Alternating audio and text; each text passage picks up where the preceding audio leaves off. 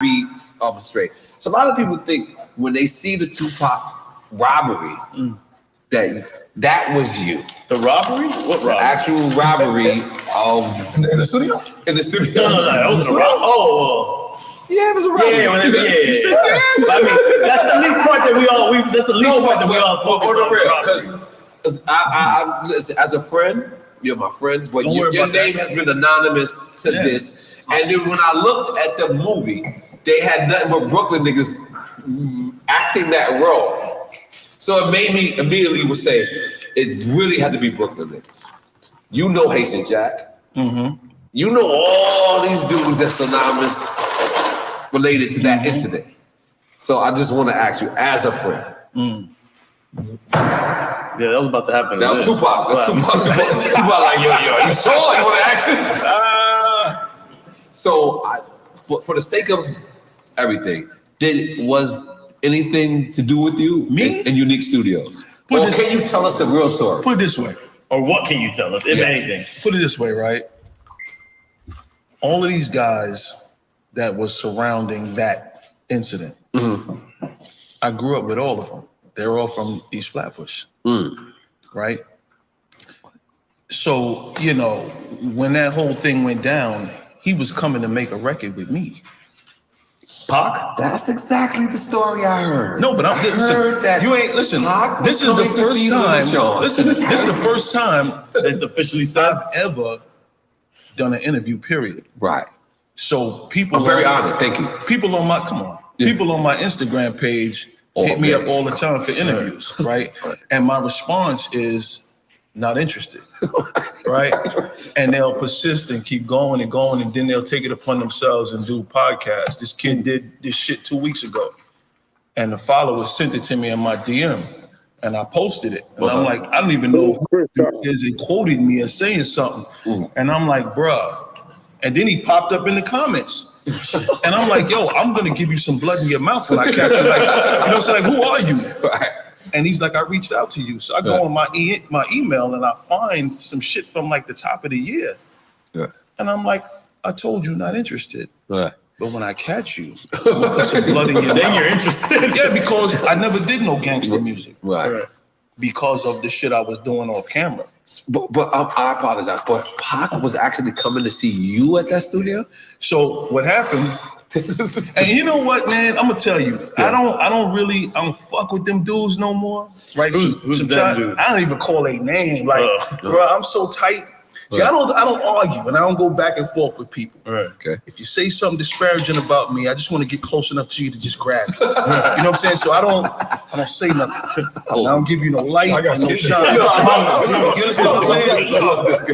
Here's one thing you need to do before buying anything online. Fresh Don't shots, spend Lulu, another bro. dime on See Amazon that, until you watch this first. So, people make their beds. And when you make your bed at night, you gotta line your bed. Absolutely. Right. So if you trapped off, wherever you at, that's on you. Yeah. But if you got a problem with me, when I catch you, I'm a boogeyman you. And if you grew up with somebody, you know what they are and what they ain't. So urban legend has a certain select few of names from Brooklyn up here. Yes. I know the real, and I know who was really putting in that work, and I know who wasn't. So we know you know. So I didn't do no gangster music. I never said I'm a gangster at all. The opposite, yeah, for sure. So when that happened, I never wanted to do a record with him. With Pac. Right. Okay. So an ex-friend of mine always had celebrities hanging around. I thought this is a girl. Is it a girl? No. Okay. So now, one day Tupac pops up. And I'm listening to the music. We draw narratives from the music that we hear people make. And then you didn't. So Pac wasn't known at this time when you met him. He was doing the early days of Pac. Well, he was known, awesome. But he was doing. It was right after Digital Underground days. Yeah, it was after Digital Underground. He was Apocalypse Now. He was in New York doing. And you know what I realized? After Juice. And you know what I realized? And you correct me if I'm wrong. What I realized is after, I really looked at Pac's career, right? And I looked at it and he had to be in New York for like the first 12 years of his career.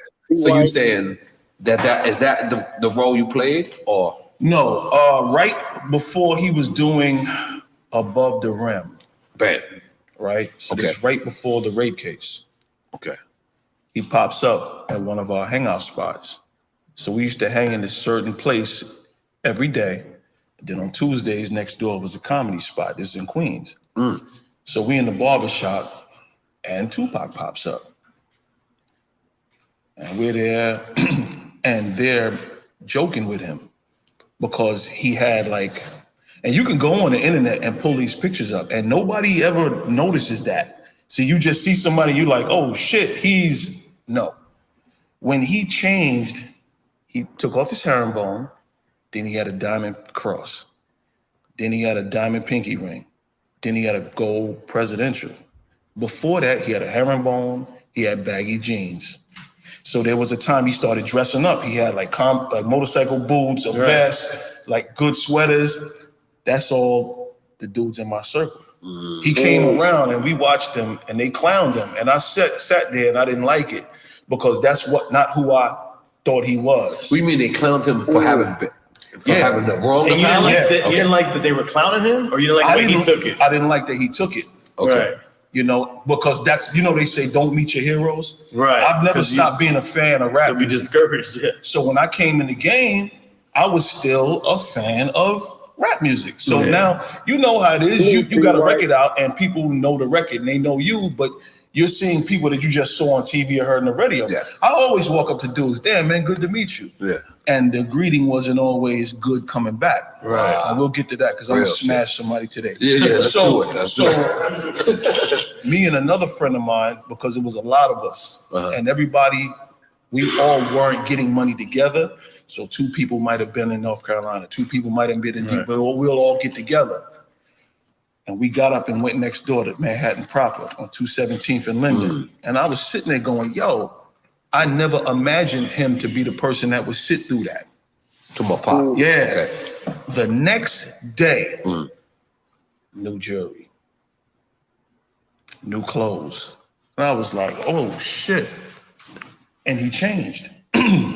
So if you go on the internet and you start pulling up those pictures, you'll see the different him. So another day I'm at the same place. The dude that owned the spot, who was an ex-friend of mine, he's like, yo, come with me to the city to pick him up. So we drive in there. Pick up Pop. Me and this guy, we argue like cats and dogs, right?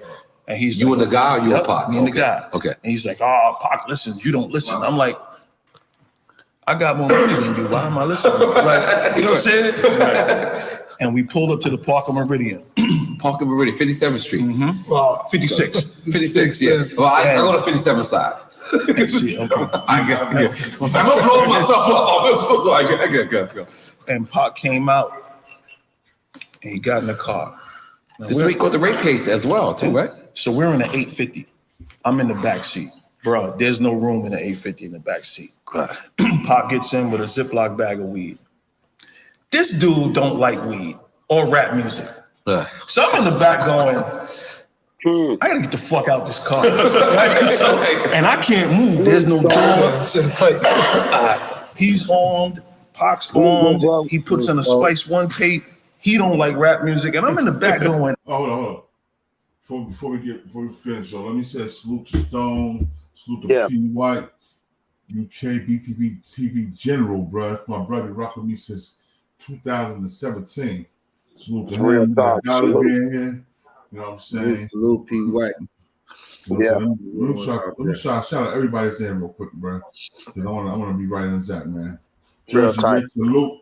Chris Shawn, New Jersey, BTV TV, salute. Boucher, 850, salute. Dollar Bear, salute. Rob Roberts, a piece of the gods. Rodney Higgins, salute. Thanks for coming through, y'all. Let's get it popping.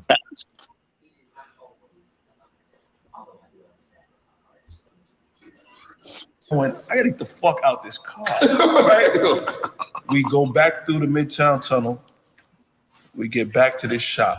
Magnificent amount, peace to the God. I get out the car. My car is parked there. And he's like, yo, go get Scooter and we're gonna go meet up at such and such restaurant. We hanging out tonight. I was like, all right, yeah.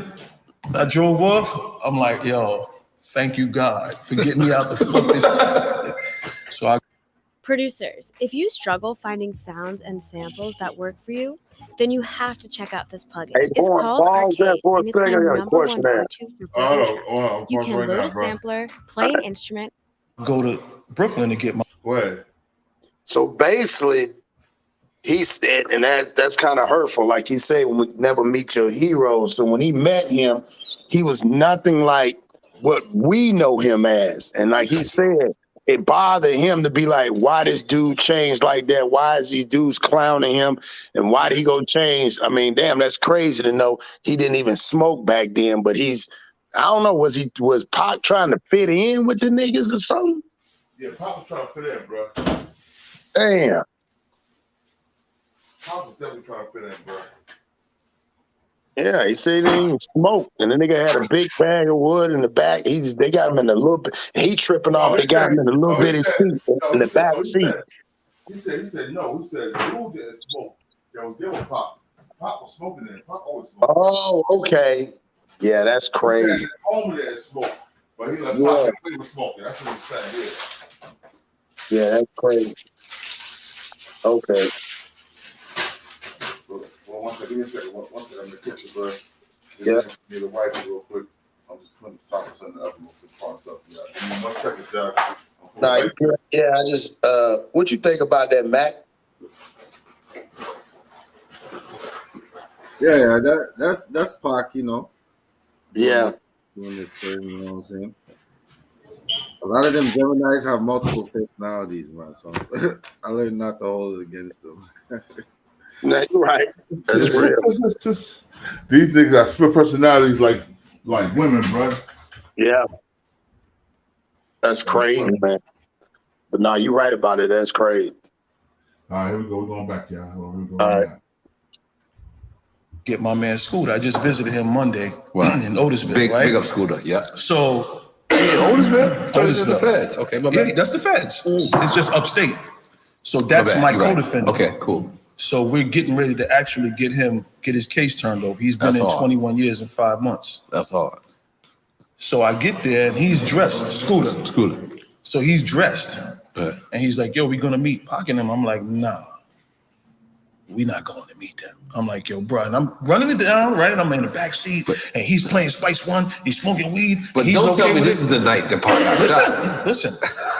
Because yo, and he wants to go meet up with them bad. He's not driving. I'm driving, and we sitting there. We just in the house drinking champagne, watching New York 1, and we get the call. That's the night they caught the rape case at Nels. They was at Nels, and then it happened at the Parker Meridian. And it happened at the Parker Meridian. So I'm looking at him. I'm like, bruh, I didn't know that was gonna happen, but I knew it wasn't good. You knew that night wasn't good. Like the vibe was The vibe was off. Oh, all right. Look, I'm just catching on to what you're saying. So you said that you could have actually been there the night that Pac caught the rape case. That's what you're saying. That's exactly what he's saying. Oh my God. That's a clap-worthy moment. You know what? History. Well, good that you were there. That's reason to clap. Yeah, that's reason to clap because that's real history. You see, the thing is, for me, you know, no matter what's going on, right? You got guys that run the street and then they'll speak about the shit that they did to glorify it because they're trying to get attention. Right. I'm not that guy. Right. You know what I'm saying? So I really don't want nobody to know any intricacies. So a lot of people don't even know what I went to jail for. Right. Because I never made gangster music. So Lil Wayne, Prodigy, all these guys going to jail for these guns that's never been fired. If you carry the gun, Lil Shawn, I gotta be honest with you. As much as you're trying to be humble, niggas in the street knew you was not the guy to play with. They think. See, that's another thing, right? And I always tell my man, no. Listen, I'm gonna let you talk. You got to think about it, right? You see, even you, right? But niggas knew. They're going to take pictures. Now, you've been in the visiting room, right? So you know how it go. Pictures is over here. Y'all go back over there. And this is the visiting room. The COs sit there. The vending machines is over there, right? There you go. And Tut goes up to take a picture with his family. He stops over there and he sees me. He's like, yo, Little, what's up? But he wouldn't come nowhere near me. Tut. Yeah. Okay. And I'm asking Scooter, what's going on? Like, he's like, I don't fuck with that dude. You see, so urban legend has this. That y'all all together. But bruh, in the circle, it's like the shit that happened in your house. We don't know. Right. So nobody knows what happened in my house. Right. I know. And I'm not gonna expose you. Right. But be cool. But you definitely did not have anything to do with robbery or Tupac. Jesus Christ, bro. That's my friend. I gotta talk to him like my friend. No, I gotta talk to him like a friend. Like, Nothing. See, nothing. So I don't even know why people are doing interviews connecting themselves to this. They be pointing at because you so they much. didn't have nothing to do with that shit. That's real. I was there. You were there. Bro, listen, my The car niggas was stuck came in the to parking see lot. Yeah, I had to go back the next day to get my car. Yo, when Pac went up in the elevator, I was upstairs already. Big was there. The first one to see him on the door. No one never heard his story. You know what? No, because in Quad, Give me some the more. elevators are here. No more one.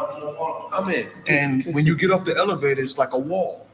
Yeah. And I was over here by reception with Andre Harrell and Puff. Andre Harrell was there too? Of course. And Puff? Yeah, because here's the thing. This is how the whole shit came about.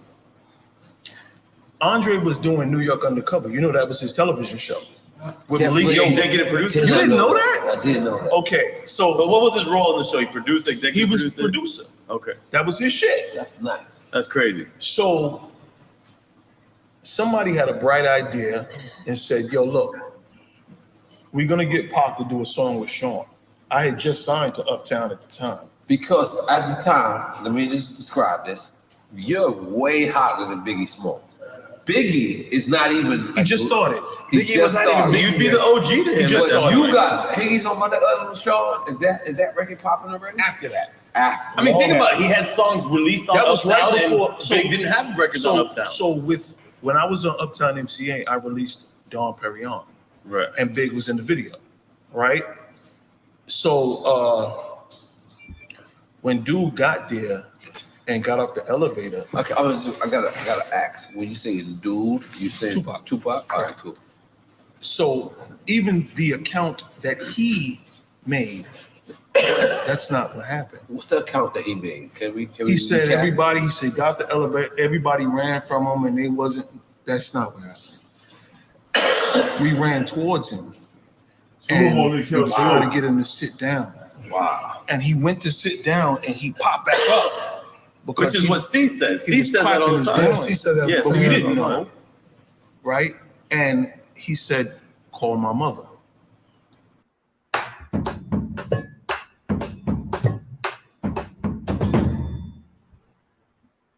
Franklin is going to war.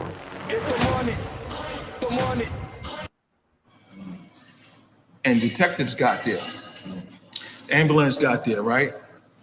And they put him in the gurney and they stood him up and they brought him in the elevator to bring him down. So now everybody else that was still there, the police was like, we know that there's guns up here.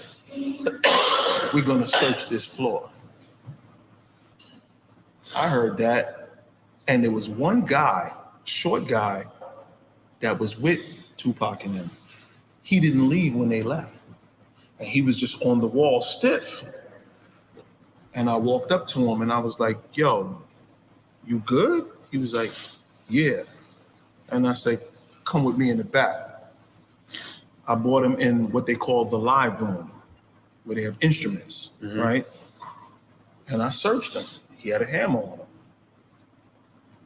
I took it off his waist. But you had to search him? Yeah. Took it off his waist, put it in the piano. And I said, the cops are gonna search this floor. So now, let a couple days go by and you can come back and get your shit. And he was like, thanks. I said, don't worry about it. Months later, me and Big, God bless the dead, we in Daddy's house. And we're talking about this. And Big is like, yo, I don't know why he would think that I had anything to do with that. Tupac came to New York and I told him about hanging out with these guys. Tupac went and told these niggas that Big said that shit. So now they was on after Big. See, you don't hear that shit. You dig? I do hear it. You heard it. It's not pulverized. It's not. All right, check this out, Joe. Tupac would have told them niggas, Haitian Jack and Jimmy Henchman, that Biggie said don't fuck with him. So what happened was, now they coming at Biggie trying to extort Biggie. So that's why Biggie stopped fucking with Tupac like that, bro. It wasn't that big. It wasn't that Biggie set that shit up. It was that Biggie told Tupac. He went back and told them niggas what Biggie said. And Biggie from Brooklyn. From what I'm understanding, Biggie warned him like 5 or 6 times about being around them dudes. Yeah. For real. See, what the process of all that is, Big couldn't say it out loud because the extortion would have turned on Big. They would have turned everything they was doing to Pop on Big. Right. So he couldn't, you know what I mean? It was so much he could have said to Pop. Like, you know, like if it was one of us, I'm pretty sure he'd be like, yo, man, what are you fucking with them niggas for? Them niggas is grimy. Blah, blah, blah. But Big couldn't do that because most of his bodyguards were scared of henchmen and Haitian Jack and them niggas. So. But you know, keep it real. Haitian Jack wasn't really the gangster out of them niggas. Jimmy Henchman was the gangster. Jimmy Henchman was the goon. Haitian Jack was the gangster with the brains. Yeah. Yo, rest in peace, Pop. The Pop started a whole war, bro. Yo, I'm gonna check this shit. Hold on. Go back real quick. Hold on 1 second. It's not, you know. Right. But I did hear that. So Big was mad that Pac put him on blast. He said, I can't believe that. I'm the one that went and got his gun for him out the studio. I looked and I said, you got it out the piano. He said, how'd you know? I said, because I put it there. All of that shit that happened afterwards was a ploy. And it was manufactured by Suge Knight. When you say ploy, I don't know what a ploy means. Here's the thing. It was a game plan. Right. It was a game plan to get him. So it was a strategy. It was a strategy. So if you think about back then, Tupac got convicted of the rape. He went to jail.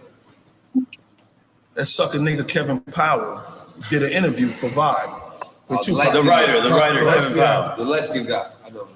And Tupac said, "Thug life is dead."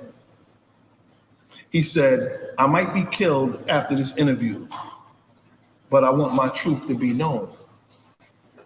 Right? And he's doing the interview, right? Suge Knight goes to get him out of jail. Yeah. When Suge Knight got him out of jail, it's the first time you heard Biggie and Puff did it. That whole East Coast, West Coast shit was manufactured by Suge. Suge did that shit, but not the shooting. You're saying that? No. I'm talking about okay. Just to be the clear, blaming of Puff and Big.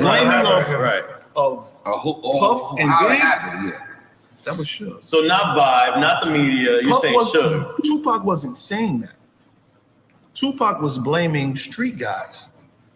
After Suge came and got him out of jail. And that's the reason. I'm gonna be honest. That's where I keep asking you. Because when Tupac was blaming the street guys, Norris retarded nigga. You was one of the #1 names. Yeah, but I wasn't a street guy. He wasn't. He was writing. I was a rapper. He was rapping.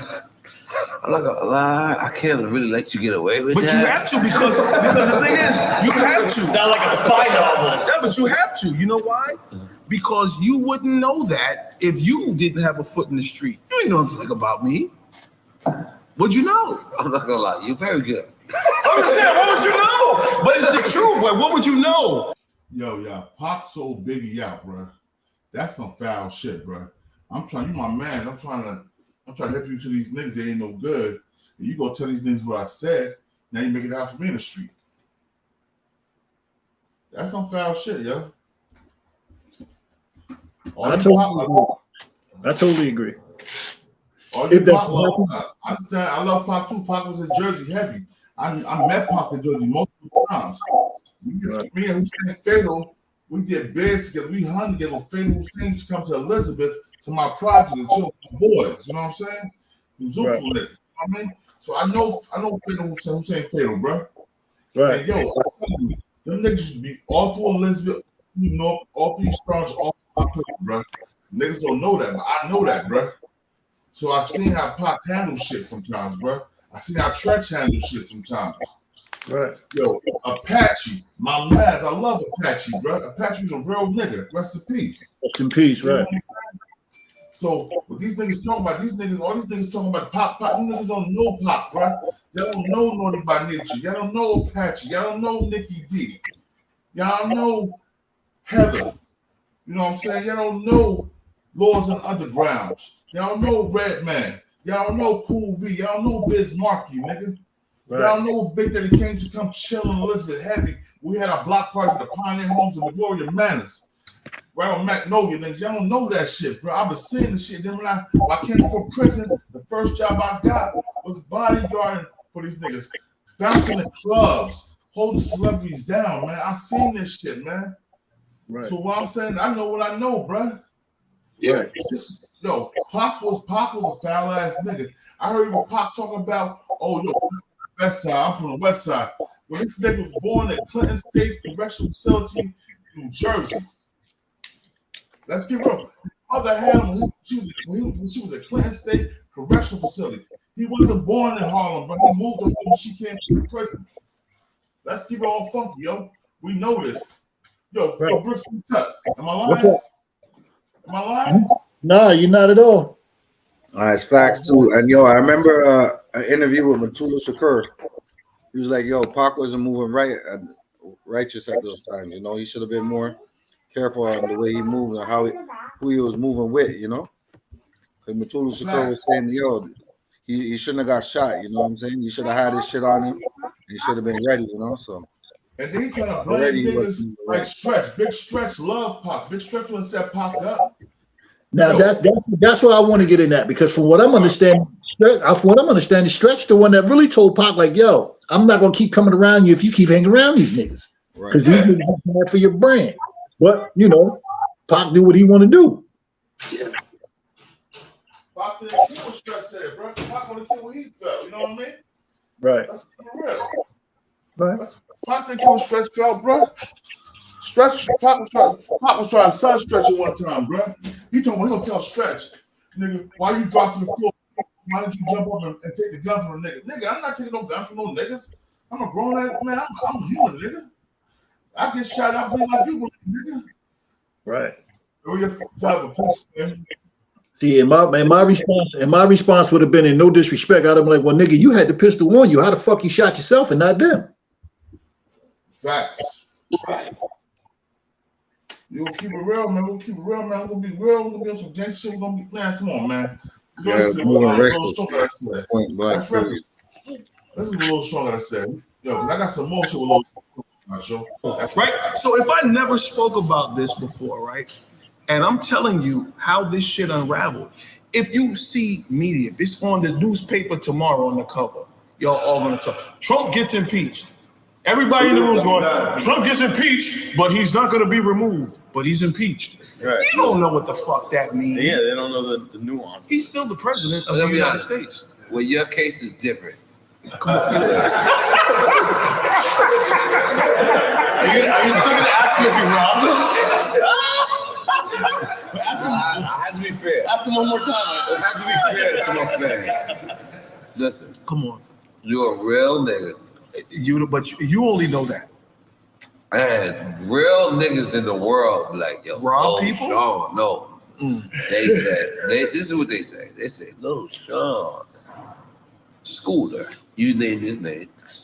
Now that you named it. And what's the other nigga? I don't know. Somebody.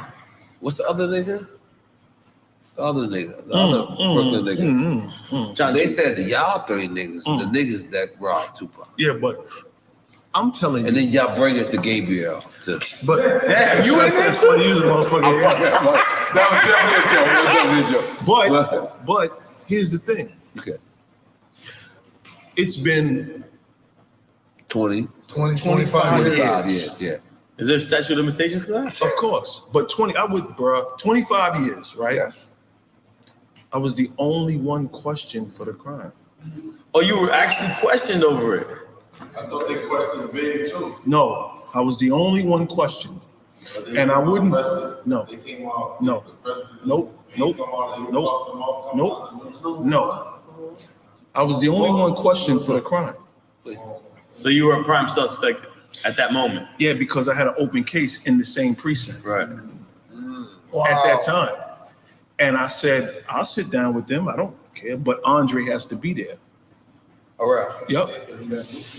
Yeah. So we're in Andre's office and they get there and they're like, yeah, we heard you were jealous of Tupac. And I'm like, And really? this is the feds or this is No, regular state. Okay. Let's take it. NYPD. Yeah. And they said, we heard you were jealous. Caddy, of what up with you, Caddy? I'm like, really? That's your angle? All right. Peace. And I got up and walked out. Like, what are you Great talking story, about? guys. Yeah, because, oh, nah, you know that. Come on, champ. Come on, champ.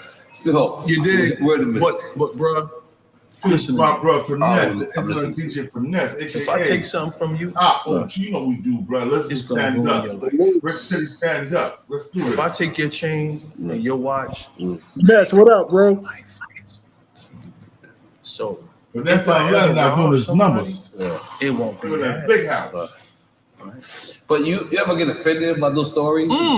All the time, but not anymore. After the past, think about it. I'm in jail, and that shit is coming to me. And people is in accusing jail you of robbing Tupac. Right, but you And know how did that happen? Like when you're in jail, you niggas are like you robbed Tupac. It's not just robbing. It's you in every jail, right? At Hip Optical, we offer high-quality, fashionable glasses at a fraction of the cost. There's something out there right now that I can't find. I don't know where it's at on YouTube, but there's something out there right now that states right before Pop got to the studio that he had a big ass argument with Jimmy Hinchman anyway. Yeah, hold up. Now I'm gonna tell you right now. I'm gonna put it up right now for you. I got that right here waiting for you, bro. All right. Let's go. We're gonna get to it, bro. We're gonna get to the business, nigga. All right. Yep. Crazy because I met Tupac through Jack. Right. Jack had a barbershop on 217th in Linden in Queens, which was next door to a comedy club called Manhattan Proper that they did every Tuesday. So we'd be in the barbershop long after they stopped cutting hair, drinking champagne every night, especially if it was a Tuesday, and then we'll go next door to Manhattan Proper. So one night you come to the barbershop, he's in there with Madonna. Right. Jack always had a knack for celebrity. They loved him. Right.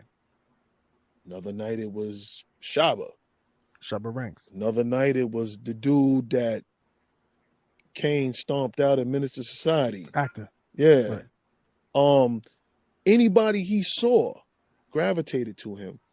So we in the barbershop and he comes in with Tupac. Now me and Jack always argue back and forth. Yeah, you guys had a weird relationship all the time, right? man. About like because, what? Because Jack always tried to treat me like a little brother. Right. But I wasn't really good with his decision making in life. So to respect, like I had older dudes around me that I was rocking with. You know what I mean? And Jack's a loud person, So when he brought Pac around, he's like, yo, Pac listens, you don't listen. And I'm like, so I should listen to you. Because this guy listens to you. Yeah, like, nah, I'm good. Right. So when I saw them together, it was crazy. Tupac is smoking weed. Jack don't like weed. Right. Tupac's listening to Spice One. Hey, Born, pause that real quick. For me. So I saw. Hey, y'all. I mean, this is this Born channel, man. It's too many of y'all in here for not to be hitting that like button, man. Come on, man. Respect the channel. Respect the channel, man. Hit that like button. Indeed, bro. I appreciate that, bro. I'm just giving content, man. I ain't worried about the nigga. I'm just because I was we was here for this shit when the shit was going on, bro. Facts. But they want to hear the story. They should, you know what I mean? Hit that like button. Fuck all that. Hit that like button. Like, hit that like button, like my bro said.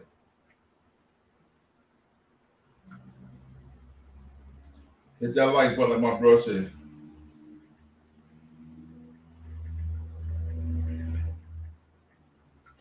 Let's get back to it. Let's go. Or both of them together, and it was just like, all right, they're both trying to prove them. Me and Jack was at the barbershop, and very rarely was he and I alone together. We always had a liaison, like a buffer, you know what I'm saying, that kind of kept the peace. You know, we never got physical, you know what I'm saying, but we always argued, stated out. We never agreed on much, right? I've always been my own man, but I had certain people that I had a lot of respect for, their opinions. Me and Jack was cool, you know. It's a lineage thing. So one night we at the barbershop, early evening in Queens, and he's like, I want you to come with me to pick up Tupac. I don't want to go, but I want to go. Because I want to see the two of them mesh together. Right? So I left my car parked in front of the barbershop, jumped in his 850, and we rolled through the Midtown Tunnel to the Parker Meridian. I got in the back. You know how small the back of an 850 is, man? Tiny. Tupac is coming out the hotel. I've never been so scared in my life. Or what? Yeah, because I'm like, listen, if I'm going to jail, man, I got to go on my own merit. Right? Tupac comes out the hotel, gets in the car, don't even know I'm in the back. Got his gun on him, takes his gun out. I'm going, oh, man. Like, this is not even, I can't even open a door. I can't get out unless somebody in front gets out. Right. Ziploc bag of weed, Spice One tape. I know Jack got a gun on him. I'm in the back going, yo, please let me make it back through this Midtown tunnel to my car in one piece. Right. I'm praying. Jack drove off, maybe a block and a half, and then said, yo, Pac, that's Shawn. Shawn, Pac. He turned around. Yo, what's up, man? And it was like I wasn't there. Right. He's blasting Spice One. I know Jack don't want to hear that shit. But he's not contesting it. And I'm sitting there going, yo, where am I? Right. Right? So this New York or this Cali? So I got my fingers crossed to get back to my car. Get back to the car. He's like, yo, Jack says, yo, we gonna go. I think it was a chick named Lisa, had a restaurant in Long Island. He said, we're gonna go to Lisa's restaurant to eat. Then we're gonna go out to the city. Go pick up Scoots, man, and meet us. It's like, all right, no doubt. Right. Nice meeting you, Pop. Cool. Yo, I got my car and tore ass up Springfield, right? And I called Scoot. I'm like, yo, where you at? He said, oh, I'm on. Stop a minute. I get over there.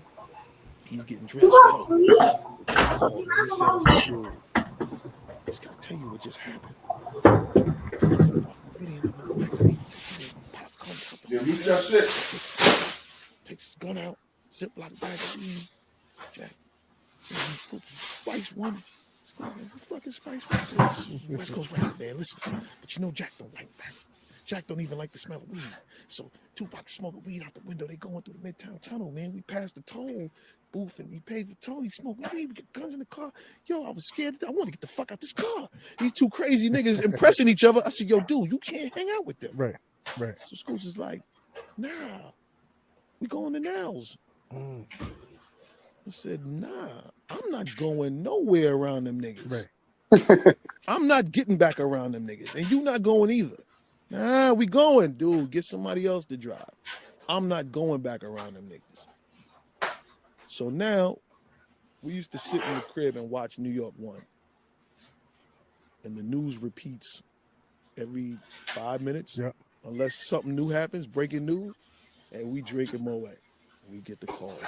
That was the night they got locked up for the rape. So going back to the situation, man, how do you get this situation where you're about to record with Tupac? So You talking about you were on Uptown. Right. So then after that, Andre had New York Undercover. Right, A lot of people didn't know that was his. Yes. So it was him and Dick Wolf. Right. So Andre was really breaking into Hollywood, right? With the Boomerang movie, and you know what I'm saying, he was transitioning into that. So nice. Jimmy knew that I didn't really want to make records anymore and my heart wasn't in it. So Jimmy was like, nah, I'm gonna get my mark in this industry and I'm gonna make this little idiot. One second, y'all. You pause this real quick. And went to Andre. I got the big bro, Gongo Roach in the building. Salute, Gongo. Salute, Gongo. Peace King, what's good, man? Yo, man, we already know. We do that little Shawn, that Tupac, that Biggie shit, the beef, man. I know you was around for that, so that's why I brought you in so you can speak your piece, man. Absolute. Let me just close my window so I can hear everything. All right.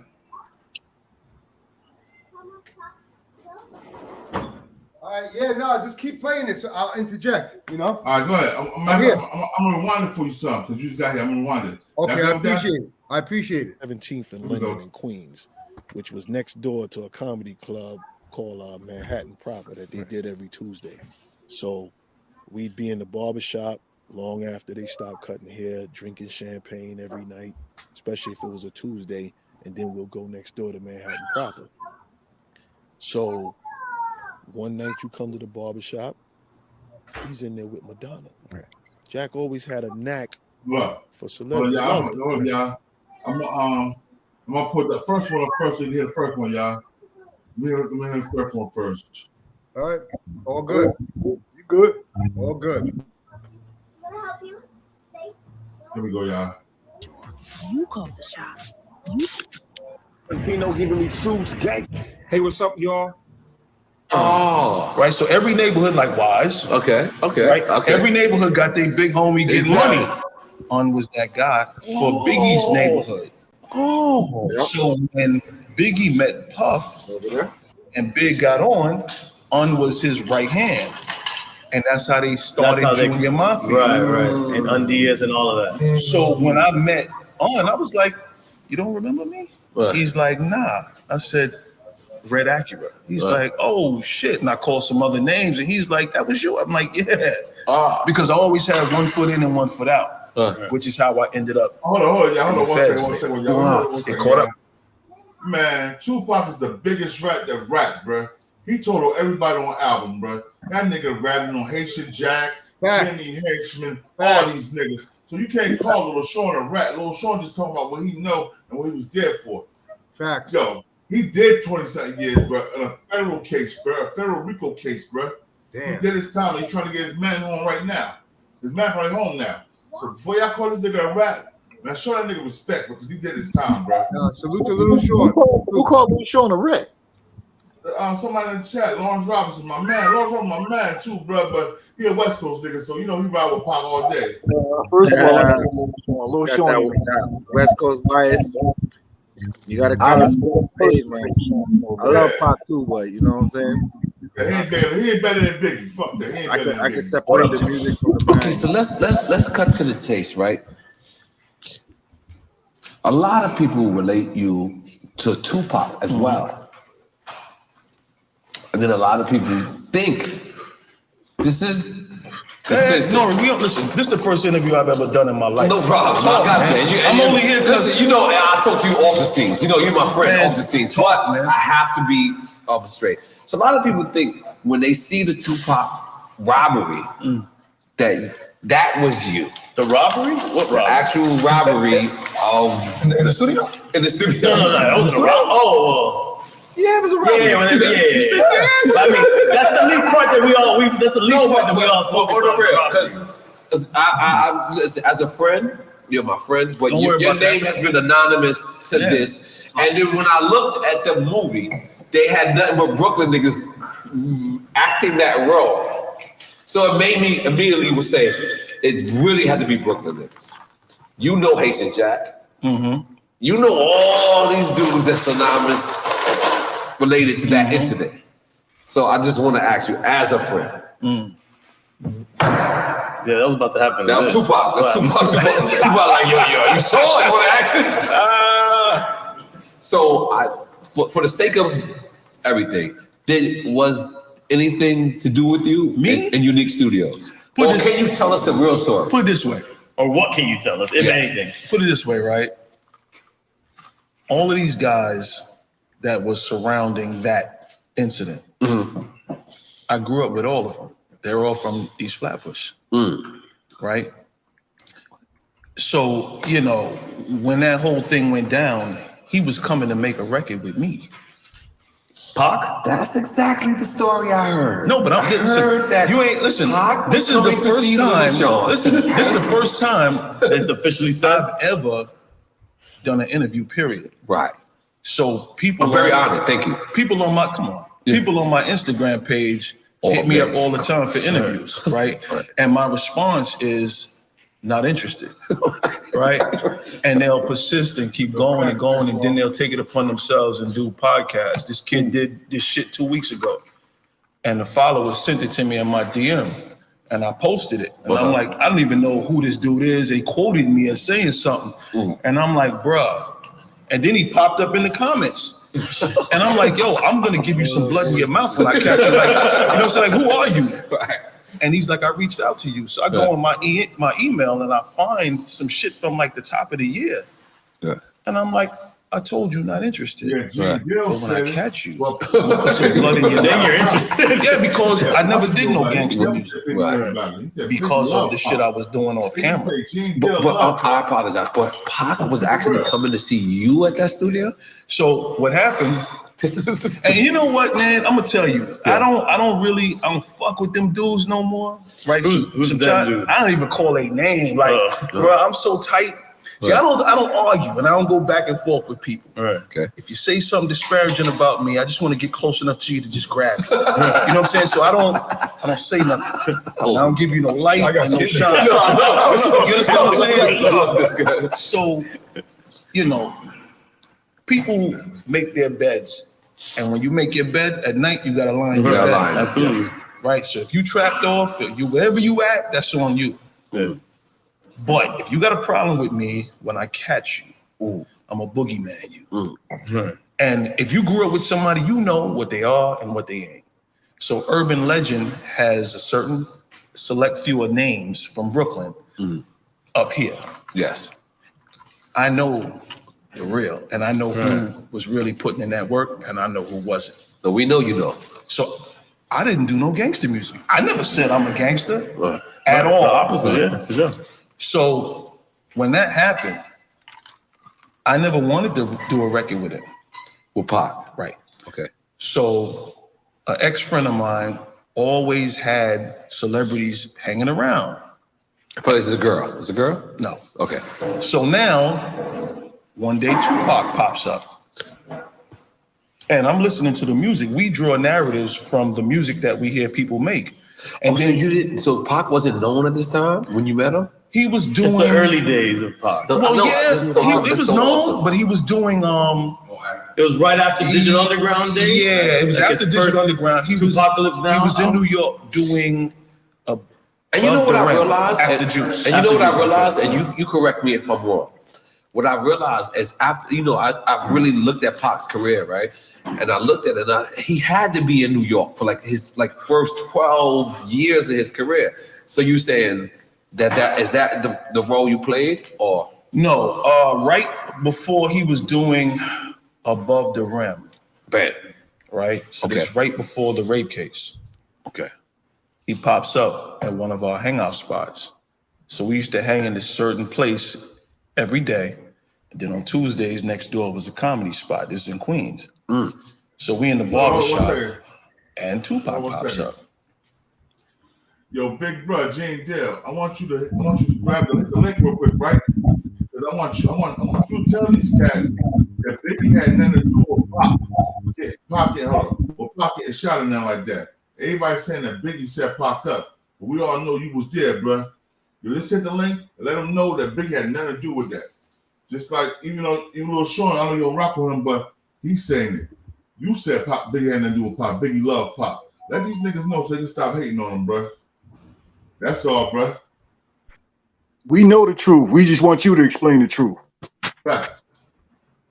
Here we go. Here's a little Shawn, yeah. And we're there, and they're joking with him because he had like, and you can go on the internet and pull these pictures up, and nobody ever notices that. So you just see somebody, you like, oh shit, no.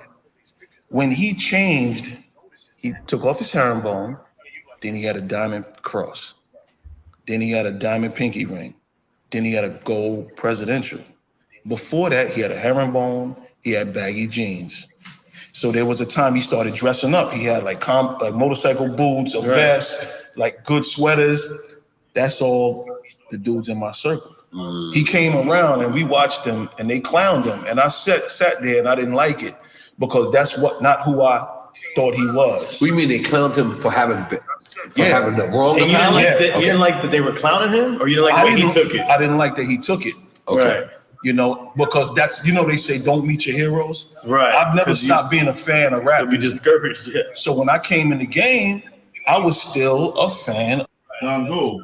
Who was Val Outlaw, bro? Is he from the Outlaws? I was still a fan. I have no clue who that is. Yo, somebody got the YouTube still playing. Kick the YouTube out while y'all on the link. Just shut the YouTube out.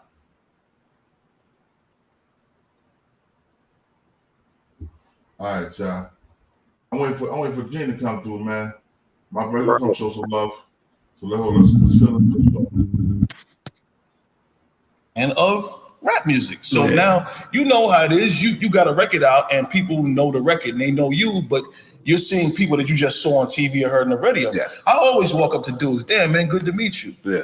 And the greeting wasn't always good coming back. Right. And we'll get to that because I'm Real gonna smash somebody today. Yeah, let's do it. Let's do it. Me and another friend of mine, because it was a lot of us, and everybody, we all weren't getting money together. So 2 people might have been in North Carolina, 2 people might have been in deep, but we'll all get together. And we got up and went next door to Manhattan proper on 217th and Linden. And I was sitting there going, yo, I never imagined him to be the person that would sit through that. To my pop. Yeah. Okay. The next day, new jewelry, new clothes. And I was like, oh shit. And he changed. So if you go on the internet and you start pulling up those pictures, you'll see the different him. So another day, I'm at the same place. The dude that owned the spot, who was an ex-friend of mine, he's like, yo, come with me to the city to pick him up. So we drive in there. Pick up Pop. Me and this guy, we argue like cats and dogs, right? And he's you like, and the guy or you and Pop? Me and the guy. Okay. And he's like, oh, Pop listens, you don't listen. I'm like, I got more than you. Why am I listening? Like, you know what I'm saying? And we pulled up to the Park of Meridian. Park of Meridian, 57th Street. 56. 56, yeah. Well, I go to 57th side. I'm gonna blow myself up. I'm so sorry. I get. And Pac came out and he got in the car. Now this week got the rape case as well, too, right? So we're in an 850. I'm in the back seat. Bro, there's no room in the 850 in the back seat. There's no Pac gets in with a Ziploc bag of weed. Hold up, y'all. Check this out, yo. This dude don't like weed. All right, this is my big bro Gene Dillon in the building. Yo, James. Salute. Hold on. Here we go, James. James, would you tell these niggas about that Biggie and Pac shit? Biggie never said Pac, we love Pac. Listen to me. Big did not even know Pac was in the building or was coming to the place until Lucy seen him out the window. If you go and you watch on Vlad, is the nigga that was business partners with him. Shots. Puff, Andre Harrell, and Jimmy Henchman was up in the same place because they was doing a song with Lil Shawn or whatever like that. Jimmy Henchman was doing a song or something like that for Lil Shawn. Yeah. The fucking Pac came up there to beef with Jimmy Henchman because Pac supposedly owed Jimmy Henchman money because Jimmy Henchman gave somebody else a loan in Pac's name. So Pac is beefing with Jimmy Henchman on the phone, not knowing Jimmy Henchman is a true fucking gangster. Right. That got into the music business. So nobody know. All three of them niggas was armed. Nobody knew that Pac was coming up there to see Jimmy Henchman, but Jimmy Henchman. Okay, so Puff didn't know about either. He told Puff and Andre Harrell.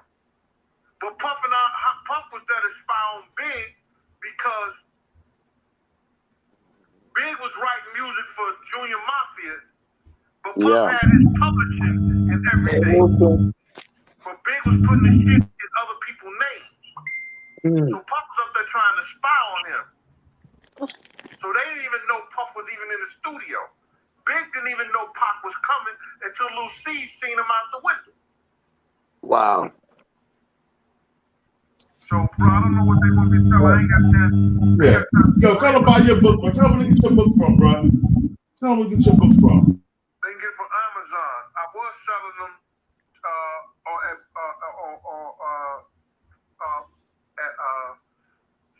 what you call that shit? Cash App.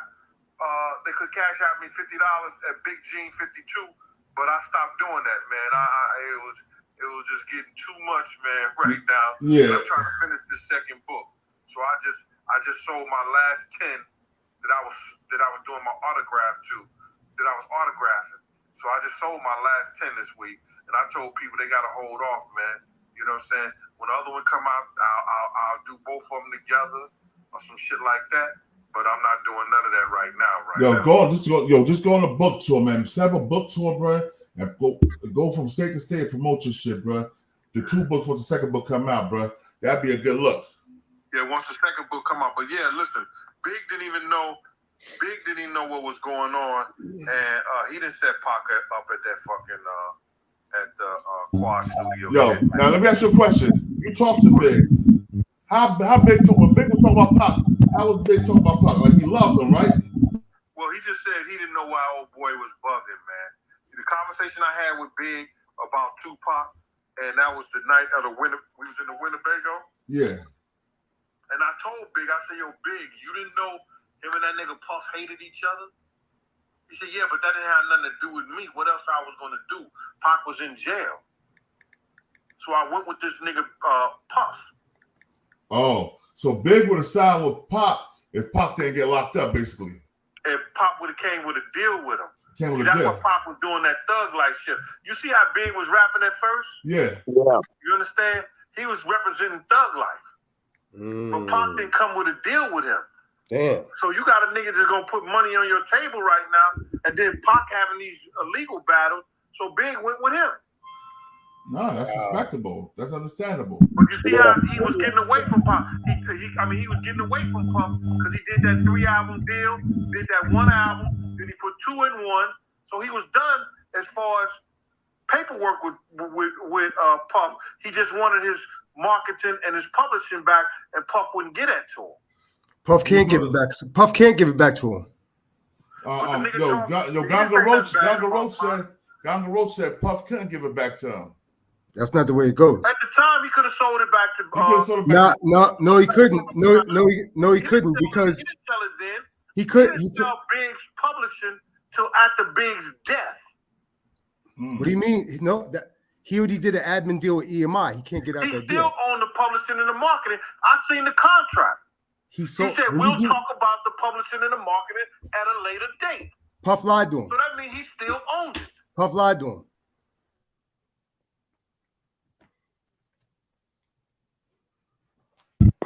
That's crazy. That's crazy. Yo, Gongo. Yeah. I'm just saying, I'm an expert, bro. I don't even have to read the contract. I know I'm an expert. There's nobody. You'll never meet a person who knows more than me. Never in your life. Never in your life. Oh my God, here we go. Okay. So I'm just saying. Never. I'm just saying. I'm not even saying the Gene. I'm just saying anybody on this YouTube. Never in your life will you know somebody knows more than me about publishing. Period. You know what I'm saying? Roach is the one that got He already knows. He already knows. He knows. What I'm trying to tell him, Puff still had Big publishing and his marketing at the time of Big's death because he put it in the contract. He had a portion of Big's publishing, but he sold. Listen to me. Bad Boy takes 50% Yeah, I feel like Puff is in the middle of that somehow, man. Puff sold. Hold on. Let Goggle talk, yo. No, Okay. Yeah, Goggle, he asked you a question. No, yes. In the locks deal, everybody's deal. 25 or 26%, and there's 24% left. You're correct. You're correct. 25 or 26% or something like that, right? You're correct. You're correct on the portion that he did the deal with Big. The thing about it is that in the contract, even though it's a 50-50 deal, the thing about it is that Puff, even though it's a 50-50 split, Puff still controls Big's portion as a full admin, and he was able to take his 50% and bring it to EMI for a sale as an advance. So then what happens is that EMI buys a portion of the copyright. So now the advance buys into the copyright. So now nobody can't sell anything because now EMI is the full admin on the whole catalog and bought 25% of the interest of the copyright. Nobody can sell anything. It doesn't make a difference if it's 1995, 1996, 1997. But what I'm saying to you is this. Puff takes his 50% and sell them to EMI or whoever like that. Then what happens is Big might have his 24, 25% that's left over. Puff bought that from Big. Like I told you, he has the full admin. I mean, the biggest they have their catalog now. They have their portion separate from Puff, and they're getting paid from EMI these days and things like that. But like I said, once you sell the copyright and do the admin deal as a co-publisher, you can't sell anything no matter who you are or no matter who is a portion of the party. It's over and done. EMI is the dictator from there. You know what I'm saying? You'd have to go to EMI and try to do a situation with them direct. The advance suckers everybody out their situation, period. Once EMI gives the advance, everybody suck it out of their power. Whether it's Big, Puff, everybody. Right. But what I'm saying is that in Big's contract that I read, okay, Puff said to Big that we're going to discuss retrieving your publishing that he paid for from him back. He lied. He couldn't do that because, like I said, EMI controls the whole copyright. He can't do that. That's what I'm saying. He lied to him. That's all. He lied to him. That was a lie. Yeah, but we all know Puff is a liar. Well, listen here. I'm not here to brain wrestle or debate the whole thing. Bro. Yeah. I just told you what I read myself. I spoke to Big about it. You understand what I'm saying? Yeah. And Big just wanted his publishing. Big knew that, he wanted his publishing and his marketing back. Right? Yeah. Big knew he wanted his publishing and his marketing back because he had already he was signing a deal with and he showed me those contracts that was for like $62 million. That was either from EMI, Atlantic, or Capitol Records, one of them shits. Right. Yeah, it was a 62 or 65 million. I remember I was talking about 62 million between him and Big to split, and Puff was jealous of that shit. Well, you gotta realize he fucked up Puff shit with old boy, what's his name? Junior Mafia? With Clyde Davis. Clyde Davis? Yeah, he fucked up his shit because he went to sign a whole nother label when Puff was told to sign him and Right. Wow. No, get in here now. Hell is wrong with you? Let's go. No, somebody talking. Yo, what happened? Yo, somebody was talking. It must have been. All right, that was somebody else. That was somebody else in the live, bro. They were talking. They were probably talking. Puff was told to sign on a deal under Bad Boy, and he didn't. Yeah. Andre Harrell told that should have never worked, and it did. Oh, they told him it would never work. The Junior Mafia shit would never work. A little Kim would never work. Junior Mafia shit, that shit like that would never work. Big Kim, Big Mama, Kim being Big Mama. Chef Johnny Tough, salute. Salute. Big Papa, that should have never worked. That's what Andre told him. That's why Andre Harrell didn't take the deal. Damn. That's crazy. That was right there. That's crazy. That's crazy. Yeah. I'm just sitting there listening, looking shit, bro. I feel you, bro. I'm reporting back to y'all right now what I've seen and heard. I'd Yeah. rather dog in the fucking fight, man. Yep. Like I said, long live Notorious B.I.G. because, like I said, Real. to me, he was a better lyricist than Pac. Pac could rap. He was a lyricist, a storyteller. Yeah, for real. Salute to Gene for that info too. Oh man, my apologies, bro. I didn't know, bro. I just wanted to. Yo, much love, bro. That is Big G, that's my big bro, man. My family's his family, bro. That's Facts, man. Facts. Brings all the facts about that. Hey, hold on. Let me ask Big G something. Hey, oh, Big G's want to ask you something, yo. You used to come to North football? He said you used to come to North football.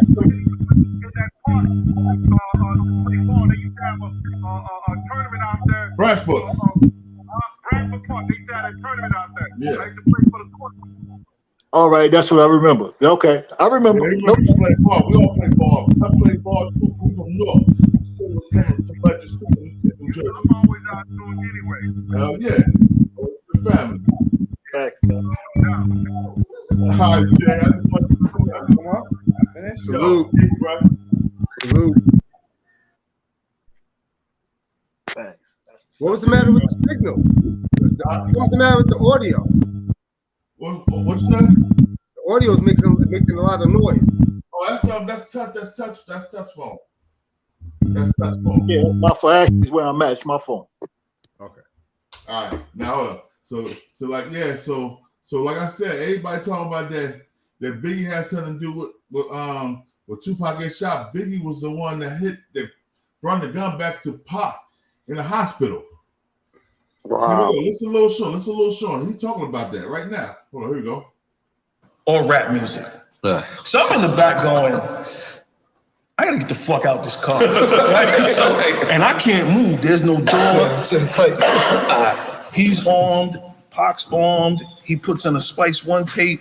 He don't like rap music. And I'm in the back going, I gotta get the fuck out this car. Right? We go back through the Midtown Tunnel. We get back to this shop. I get out the car. My car is parked there. And he's like, yo, go get Scooter and we're gonna go meet up at such and such restaurant. We hanging out tonight. I was like, all right, yeah.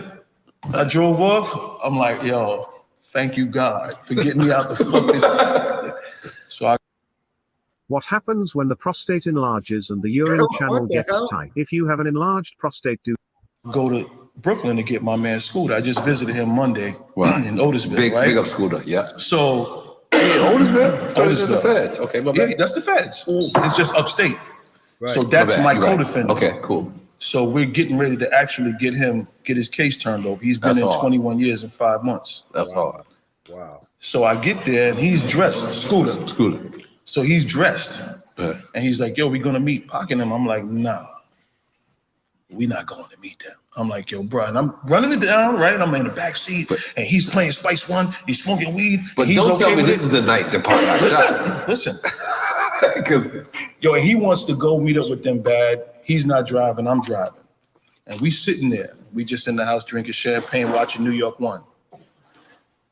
And we get the call. That's the night they caught the rape case at Nels.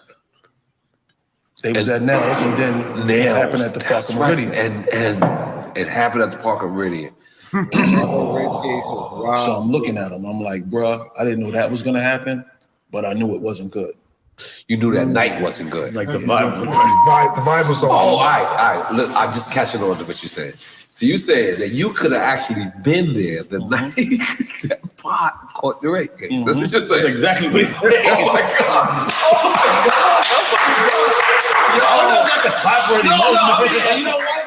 History. Well, good that you were there. That's reason to clap. Yeah, that's reason to clap. Because that's real history. See, the thing is, for me, you know, no matter what's going on, right?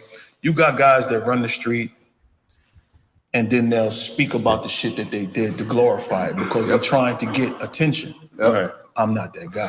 Right. You know what I'm saying? So I really don't want nobody to know any intricacies.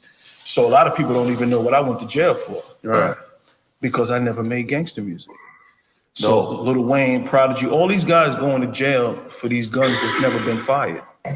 If you carry them guns, Lil Shawn, I gotta be honest with you. As much as you're trying to be humble, niggas in the street knew you was not the guy to play with. They think. See, that's another thing, right? And I always tell my man, no. Listen, I'm gonna let you talk. You got to think about it, right? You see, even you, right? But niggas knew. They're going to take pictures. Now, you've been in the visiting room, right? So you know how it go. Pictures is over here, y'all go back over there, and this is the visiting room. The COs sit there. The vending machines is over there, right? There you go. And Tut goes up to take a picture with his family. He stops over there and he sees me. He's like, yo, Little, what's up? But he wouldn't come nowhere near me. Tut, yeah, okay. And I'm asking Scooter, what's going on? Like, he's like, I don't fuck with that dude. You see, so urban legend has this. That y'all all together. But bruh, in the circle, it's like the shit that happened in your house. We don't know. Right. So nobody knows what happened in my house. Right. I know. And I'm not gonna expose you. Right. But be cool. But you definitely did not have anything to do with robbery or Tupac. Jesus Christ, bro. That's my friend. I gotta talk to him like a friend. No, I gotta talk to him like a friend. Like, Nothing. See, nothing. So I don't even know why people are doing interviews connecting themselves to this. They be pointing at you because so they much. didn't have nothing to do with that shit. That's real. I was there. You were there. Bro, listen, my The car was niggas stuck came in the to parking see lot. Yeah, I had to go back the next day to get my car. When Pac went up in the elevator, I was upstairs already. Big was there. The first one to see him on the door. No one never heard his stuff. You know what? No, because in Quad, give me some. The elevators are here. No more. I'm in. And when you get off the elevator, it's like a wall.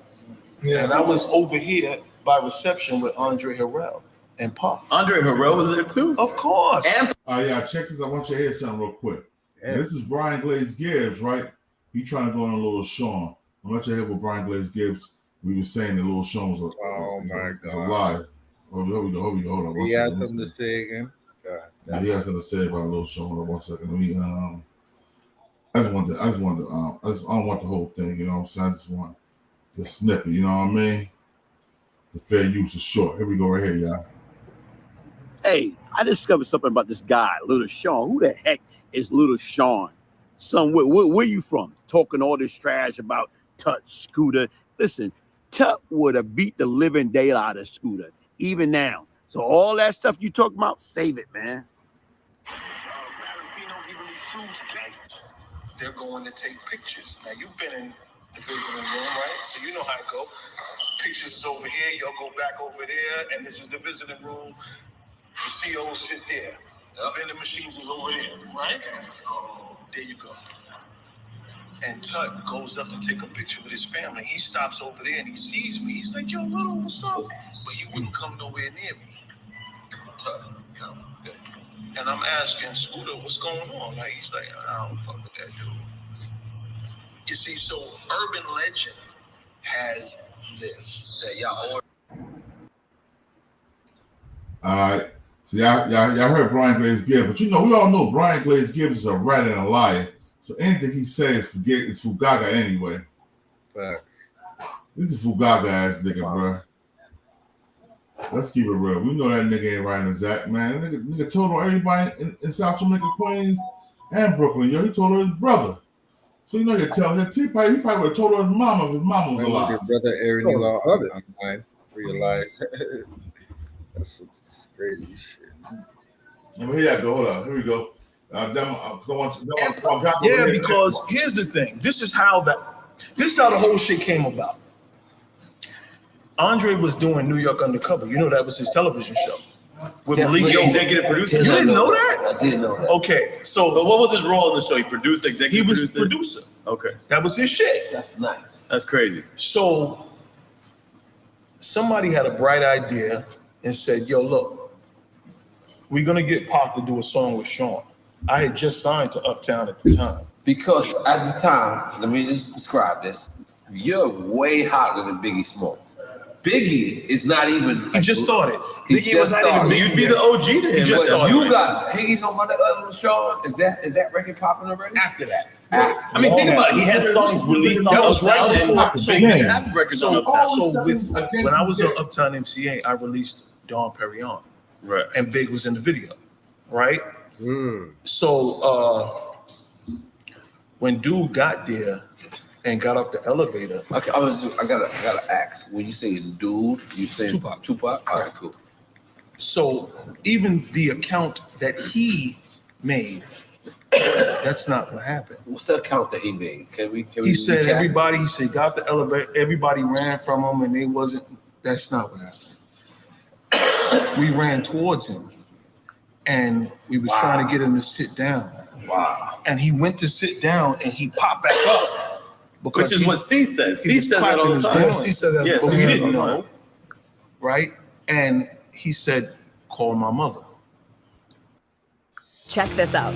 Want a quick and easy way to make tons of pro-looking That videos nigga said- all by yourself? That nigga said, call my mother. And that nigga said, call my mother, said, call the killers.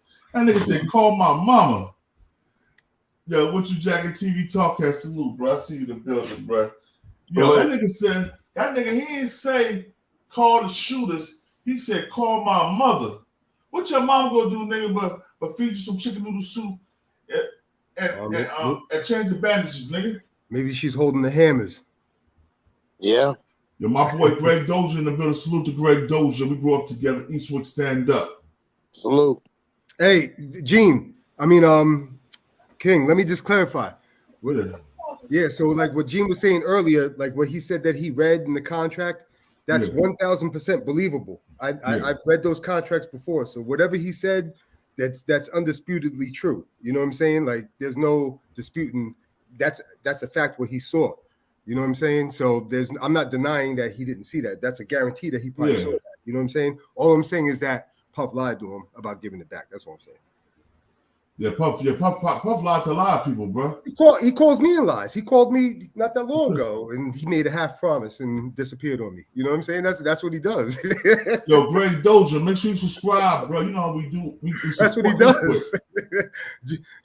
I'm sure Gene got a million stories about him lying. Said he did that. He did the same shit to you, Roach, huh? Who me? Yeah, he called me. He called. Well, one day he called me out of nowhere, and he kept his promise. You know what I'm saying? And then I needed him for something. He called me and he didn't fulfill it. You know what I'm saying? Yeah. Now I got to play, tough ball with him through through these companies. Right. Oh, that's for the lock, right? No, I got the Lockstate Publishing back. Okay. The day before, it wasn't just me. I was working with Styles P since like 2015. Honestly, I was going to the juice bar, hanging out with him, giving him some money because he's been out of contract. Salute, bro. Go ahead, bro. Styles P's been out of contract with Puff since summer 2015. All right. Yeah. You know what I'm saying? So he didn't have to submit any other songs to his Schedule A to Puff under his contract with EMI, anything like that. Yeah. So a month after he got out of his contract, 1 month, like maybe like 3 weeks after he got out of his contract, summer, like June 2015, July 2015, a month later, he came out with that Rick Ross song BMF. Yeah. Okay. Right. And Puff started collecting on that. And then I had to, get with like, yo, Puff, that's not in the Schedule A. He's already out the contract. Yo, Puff collected on that too? God. Yeah, he collected the money. He collected it till 2019. God. Yeah. That's what there. So, we're working that out now. So that's outside Styles' contract. You know what I'm saying? So yeah. That's what I'm saying. So like he'll be like, yeah, and then he'll disappear on you. Then Stevie J called me like a month and a half ago, inviting me to Star Island. Like, yo, I'm with Puff at Star Island. They try to woo me to try to go to their side or so. I'm like, nah, I'm not coming out there. I don't know if you roll up there. Yeah. You know what I'm saying? Stevie J trying to get some friends right now. That's all that is. Stevie J needs some friends. Yeah, me and Stevie, we cool. We trying to. Hey, Stevie's cool. Yeah. Gene knows him better than I do, I'm sure. Gene Gene could be here for an hour telling you about Stevie J, sexual harassment, all sorts of stuff. No, first of all, your best friends, because you know he was Biggie's son's godfather. So how you marry a nigga like your best friend's ex-wife, bro? That's some scandalous shit, bro. Exactly. It makes it even worse. Yeah, but you know what, man? I'll tell you right now. Season them accept that shit. That's what made it even worse for me. Yo, bro, ill creative musicians and shit like that. They think different, man. He thinks it's an honor. You know what I'm saying? Like his pathway and mindset is different than ours, man. Like that's why I figured, because they're both these like, real creative guys. Yeah, the real creative guys, bro. They don't think like us, bro. I've been around. Gene will tell you, like Mario Winans, guys like that. They don't think like us. They don't think they think more colorful. They got their own road path for how to think. They don't think loyal. They don't think loyalty. That may be included. I'm just saying that they have their own path. They got their own highway of thinking. You know what I'm saying? It ain't the way I think. You know what I'm saying? These R&B niggas bagging each other's chicks, man. Yo, hold up. That's like my boy Cross dying, right? That's my bro. Right. And me shackling with his wife. Right. That shit crazy. That's some flagrant shit, yo. All right. Well. Did your man pass away per se? Or is he alive? I said my boy Cross. It really don't matter. Okay. No, because some people be like, yo, I'm gonna hold his wife down. You know, my man passed away. I don't know how people think. You know, some people like that. Hold on. I'm gonna say one thing. And I respect this. One of my boys died, right? And him and my other boy was best friends. He said he was sick. He's like, yo, what's dead? He's like, yo, we always did. We said it, so we know it was a lie. He said, yo, if I pass on, I want you to marry my wife and take care of my kids. And when he passed on, he told his wife the same thing. He was always there. He told his wife the same thing. And when he passed on, my man married his wife and took care of his kids. He had other kids with his wife. Are you joking? I'm dead serious, bro. My man said that before he died. Wow. Yeah, that's fucked up. We was all in the hospital. My man said that. He's like, yo. He told my man, he's like, yo, we best friends. He said, we best friends. He's like, I ain't gonna make it. He's like, I'd rather you take care of my wife and be with my wife and take care of my kids than any other motherfucker out there, because I know they ain't gonna treat her right. I know you will. Wow. And that's how it went down. And they still met. This was over 20 years ago. They still married to this day. I respect that. But now he gave him his blessing. His blessing, exactly. You know? That's Hold up. I do want to address something though. Somebody said something in the comment about how Pac wasn't mad. Pac didn't never say nothing about as far as said Big and Puff did it. He was just mad that they didn't tell him. But let me say this. There's three types of niggas in the streets. It's hustlers, street niggas, and gangsters. And only two of them mesh. Right? Now check this out here. Big was a hustler and probably a street nigga. He wasn't a gangster. Right. But at the same time, with him coming to you now, he went to Pac and said, yo, no, you know what? Big not being a gangster. Big well, I'm not saying he was or he wasn't. I don't know them that well. But I can, from what I'm understanding, he was a hustler and a street dude. I don't know the gangster part. But still, what I'm saying is, when people saying Pac mad because he didn't tell him nothing, what do y'all think he meant when he came to him? Was like, yo, you know them dudes you hanging around, bro? That should have raised the eyebrow right there. You know what I mean? Yeah. But without really telling them. Hold on. And then Pac told the niggas what Big said. Exactly. I was about to get to that. But at the same time, y'all saying that, and once Big already told Pac, he ain't gonna go tell him again because they already came back and warned him that they know that, you know what I mean, what he said to Pac, because you know he went and told already. So he's not gonna tell him again. He already came to him one time, like, yo man, you know these niggas you hanging around, like, do you really know them? So and then he betrayed his trust by putting a so-called target on Biggie's back. It's crazy. Yeah. Listen, little Shawn gonna talk about. Listen what he said about that shit, yo. That's some real shit. Little Shawn kept it $150. Yo, check it out. Hold on. And detectives got there. Ambulance got there, right? And they put him in the dirt, and they stood him up, and they brought him in the elevator to bring him down. So now everybody else that was still there, the police was like, we know that there's guns up here. We're gonna search this floor. I heard that, and there was one guy, short guy, that was with Tupac and them. He didn't leave when they left. And he was just on the wall stiff. And I walked up to him and I was like, yo, you good? He was like, yeah. And I said, come with me in the back. I brought him in what they call the live room, where they have instruments, right? And I searched him. He had a hammer on him. I took it off his waist. But you had to search him? Yeah. Took it off his waist, put it in the piano. And I said, the cops are gonna search this floor. So now, let a couple of days go by and you can come back and get your shit. And he was like, thanks. I said, don't worry about it. Months later, me and Big, God bless the dead, we in Daddy's house. And we're talking about this. And Big is like, yo, I don't know why he would think that I had anything to do with that. Tupac came to New York and I told him about hanging out with these guys. Tupac went and told these niggas that Big said that shit. So now they was on after Big. See, you don't hear that shit.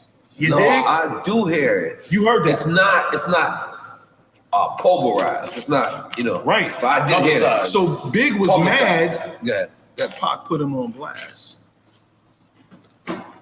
He said, I can't believe that. I'm the one that went and got his gun for him out the studio. I looked and I said, you got it out the piano. He said, how'd you know? I said, because I put it there. All of that shit that happened afterwards was a ploy. And it was manufactured by Suge Knight. When you say ploy, I don't know what a ploy means. Here's the thing. It was a game plan. It was a game plan to get him So it was a strategy. It was a strategy. So if you think about back then, Tupac got convicted of rape, he went to jail.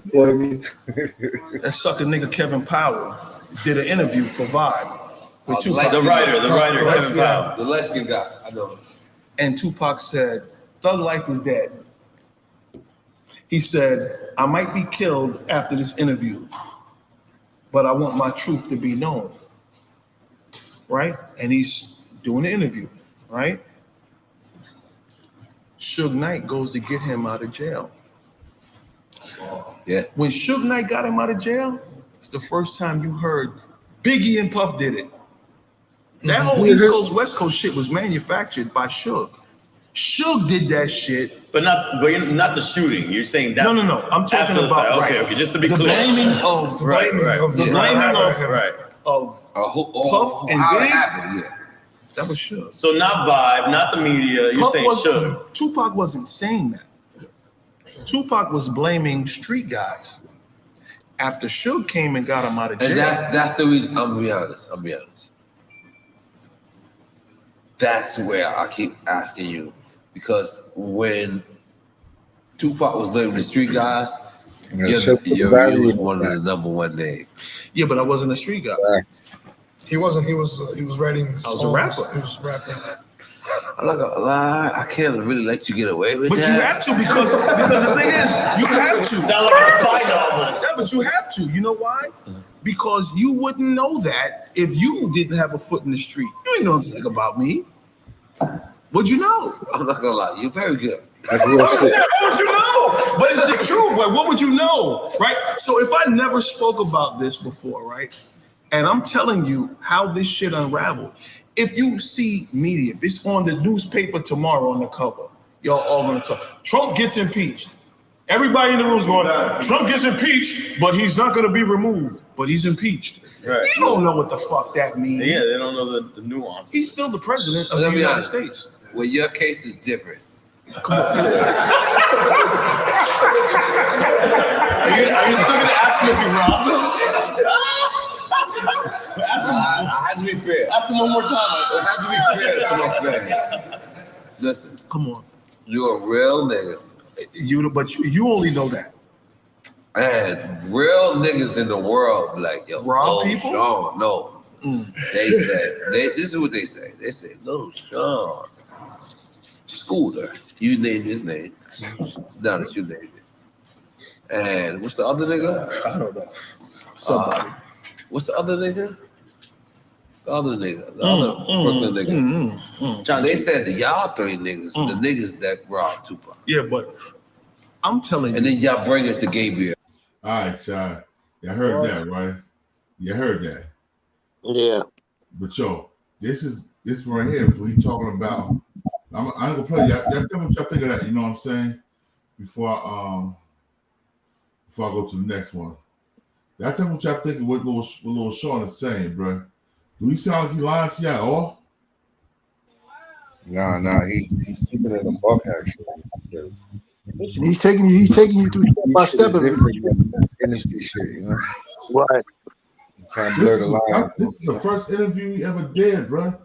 He only did 2 interviews about this shit, bro. That interview with Drink Champs interview I'm showing you now, right now. What's the bottom line? What do you got to lie for? He ain't got no reason to lie. Exactly. Right. Yo, like I said, man, we all try to play anything with P. Diddy. P. Diddy had no do. I was Haitian Jack. I would say that was Jimmy Hippie and Haitian Jack that wanted to teach Pac a lesson, bro. And Pac ratted on Biggie. He told them niggas what Biggie said, and Biggie from the same hood as these niggas. Biggie ain't tell you nothing else, nigga. He ain't tell you nothing else. Fuck you niggas. Fuck that nigga. Nigga. My boy, I love you, but I ain't tell you shit up to you run your mouth like a hoe. We all got friends that run their mouth like a whole ass nigga, yo. We all got niggas we love, we grew up with. That when the shit come up, oh, my boy told me you said this about me.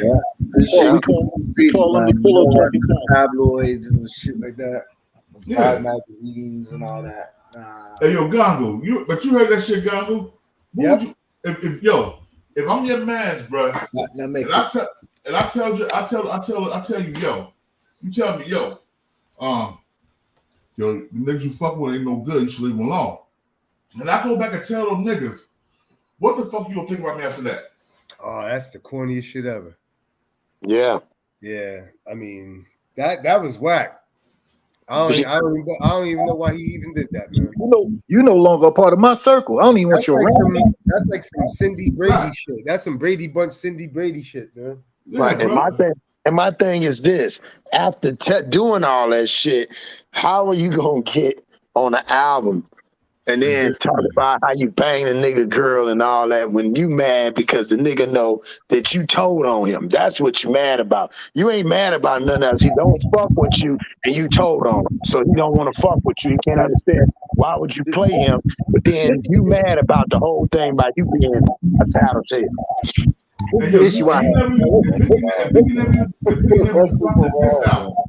Listen, this is what I have. Especially when he said he banged Faith. We don't know if that's true. Only motherfuckers that's West Coast niggas is saying that they was there and he did. We don't know if that shit is really true. Yo, bro, we from Jersey, bro. Of course he banged Faith. We know Faith was smart back in the day. We know Faith was smart back in the day. I'm not saying she did. I'm not saying she did. She did. She did at all. But what I'm saying is, what if she? I mean, her past is her past. But what I'm saying is, what if she didn't? And that Pac knew just to throw that shot out there. That was going to pretty much take everything to a higher plateau. Right. Definitely right about that, bro. I think she been wanting to bang Pac from Well, I'm just saying, you know what's so real? The fact that, like you said, a nigga like Shawn and most people knew that. He went and told, and they kept it real and didn't even say nothing. And maybe that's what was bothering the nigga. Like, damn, why this nigga? Because think about it. What if Biggie back in the days, like in 2023, went out and said, "Hey, man, nigga went and was talking about me." Pac would be ruined if it was like it is today. Listen, from what I'm understanding, I think I seen a C's dude. Was it C's? Somebody did an interview and said, yeah, he said that what got Big to notice it was that I think it was Haitian Jack gave Pac a rollie right in front of him, and that's when he was like, "Yo, how well you know these niggas like that? They giving you rollies and shit. Yo, be careful like that." So that like it, you got to pay attention to that shit. Yeah. That's crazy though, bro. You rock with a nigga. You tell a nigga, yo, these niggas ain't no good. You need to back off these niggas. Right. I mean, listen. My thing is, you can investigate, but don't throw them under the bus. If you want to investigate, personality shit I was talking about. Yeah, if Yo, you want this to investigate, nigga Haitian Jack, throw your man under the bus. this nigga Haitian Jack extorted a nigga I knew back in like 90, around 98, 97, 98. He came to my guy's house, asked for his S-Class Benz, like, yo, let me use it for the weekend and let me borrow your Rollie. What? Yeah. This nigga, the guy was scared of him. You know, he let him use it. So he came back maybe like he was supposed to give it back like a day or two later. He came back maybe like a week later. Came back with the Benz with no Rollie. You know what I'm saying? Damn. Yeah, and then one time he ran into him. He was getting in his S-Class Benz, and like Haitian Jack. This is out in LA too. Haitian Jack do like a gunshot at him or something like that just to scare him. Haitian Jack was like, "Oh no, I thought you was somebody else." He was just trying to like keep him in check and shit. And my man just moved back to Jersey. He came right to my house like, "Yo, bro, I had to get the fuck out of California. This motherfucker Haitian Jack." Say Haitian Jack right there picking on niggas. Huh? Yeah, like 98. Yeah, right. 98. Yep. That's crazy. Remember that track where moved back to Fort Lee. Tupac said a real live tale about the snitch named Haitian Jack. Oh, he was working with the feds. Same child, different crime, nigga. Picture what he said. And then I mentioned. Yeah, but sure, you know some funny shit. Haitian Jack was the only snitch because Jimmy Henry was snitches in the 80s. Yeah. That's crazy too, yeah. Jimmy was snitches the 80s, bro. And he still got caught up on the head. Oh, fuck. You gotta keep working. You gotta have more than what you get caught with. Right. You gotta keep working. Like, I mean, you gotta have more. You gotta give them more than what you got caught with. Young whippersnappers out there. You gotta keep working, man. I guess he got to keep working. He didn't have enough to give them. Get out of the jail free card. I mean, right now, what? He got bodies, cocaine. He'd have to give up in order for him to get out of jail, he'd have to give up like 8, 9, 10 bodies. He'd have to give up a serial killer. Yeah. The nigga did too much dirt, bro. The nigga too much. He can't snitch nobody no more. The nigga shot up Tony Yayo mama house. The nigga put a hit on and killed Tony Yayo best friend. The nigga, he did all this shit, bro. This nigga was doing shit from the 80s to the 90s to the 2000s, bro. Sammy the Bull did worse. Sammy the Bull did worse. He's on the street. City of God. Sammy the Bull did worse. Yeah, Sammy the Bull did worse. Sammy the Bulls are Italian. They don't give a fuck about them guineas, bro. That's what I'm saying. But all Jimmy got to do is say the right thing. He'd be home. Yep. Yeah, Jimmy got to tell on Sammy the Bull is white. He's a white boy. Well, he's Italian. Yo, Jimmy got to tell on Diddy. Jimmy gonna be like, yo, Diddy, he put the hit on Biggie and Tupac. That's all Jimmy got to do, and he'll be home, yo. You know what? If he said I could solve both murders, he'd probably say, yo, you can come home. The feds say, okay. Well, speaking of that, Roach, what you think about that? You know, you be behind the scenes. I'm gonna ask you with this whole Jamie Foxx shit. What's up? You know, the conspiracy is the Puffy thing, which they said Puffy don't want everybody to know about his fun parties and Daddy's house. I couldn't tell. All my only suspicion was that like there's no response. Did he have some fentanyl in his shit? See, that's what I'm saying. They said that he said somebody was trying to kill him, and ain't nobody heard nothing from him since. Hey man, you know the Russian president could put some chemical in the air and paralyze you, right? Yeah. Yeah, only we can't get that, but rich people could. You know what I'm saying? Maybe a billionaire like Puff might be able to get a gallon of that. You know what's spooky to me? Born. You know what's spooky? I ain't going to don't put two and two together, but R.P. Charlie Rock. That shit's wild. What's spooky to you? The untimely that Charlie Rock passed away? Yeah, bro. Yeah. Just out of nowhere. Yeah, Charlie Rock. I'm talking to Charlie Rock like 2 days before he died. I spoke to Charlie Rock. You know what I'm saying? He called me a couple times a week, or he DM me and be like, "Yo, let's see me go live chat on my channel." I'm like, "I got you, Charlie. Whatever." And I didn't even know he died, bro. And I was, people was calling me on Friday night and shit like that. And they called me Saturday, all Saturday. Right. And when I woke up Saturday, I called Cross had called me, but Chris John, I was just waking up, but Chris John called me and said, "Yo, you ever happened with Chuck? You ever happened? Like, well, who, bro? What's going on?" He's like, "Yo, Charlie Rock, he passed." I'm like, nah, I just talked to him 2 days ago. And then once he told me, I called Cross, and Cross said, "Oh yeah, he gone, bro." And then I called, I got in contact with Charlie Rock's family, right?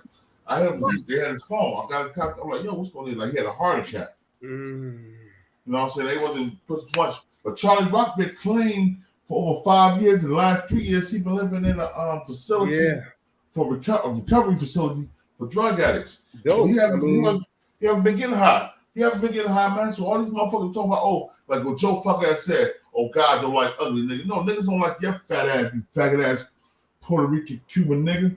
I know, that was disgusting when he wrote that, bro. I was like, yo. Ain't it crazy how as soon as some one of these niggas say something about one of these celebrities, all of a sudden something happening? Yeah. We had Cuba Link up here 2 days ago.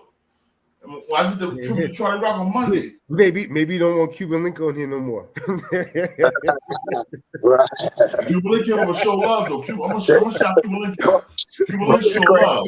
Roach said, "Shit, might have to hold off on that for a minute." You know what I'm saying? Joe got a perfect blend of witchcraft right now. You know, that's what Joe thinks. Joe thinks he's God right now. Right?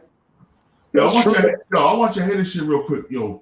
This shit that he was Fat Joe's ghostwriter, yo, and he did all this shit for Fat Joe. TA? Yeah, I want to hear what TA had to say. So we talk about everything because Fat Joe was just as bad as Diddy, bro. Niggas don't understand that, bro. We put that Hey, King, man, you might have been the same type of guy if he was a CEO, man. Huh? You know, say if you was in Diddy's shoes, how would you walk? What you say, yeah? What you say, Gandu? I said, say if you was Puff Daddy, how would you walk his shoes? How would you know? Yeah, but I'm gonna keep it like this, nigga. If I say you my man, you my bro, and I bring you into my circle, bro. If I'm eating, you eating, nigga. I don't want your publisher. I don't want none of that shit, nigga. Only got one. Yo, matter of fact, you take 80% of your publishing and all that shit. Give me 20%, nigga. You my mans. Nah, I need 50. That's how Puff is. Fuck that. Yeah, Puff, that's how Puff is. Or you ain't a bad boy artist. Right.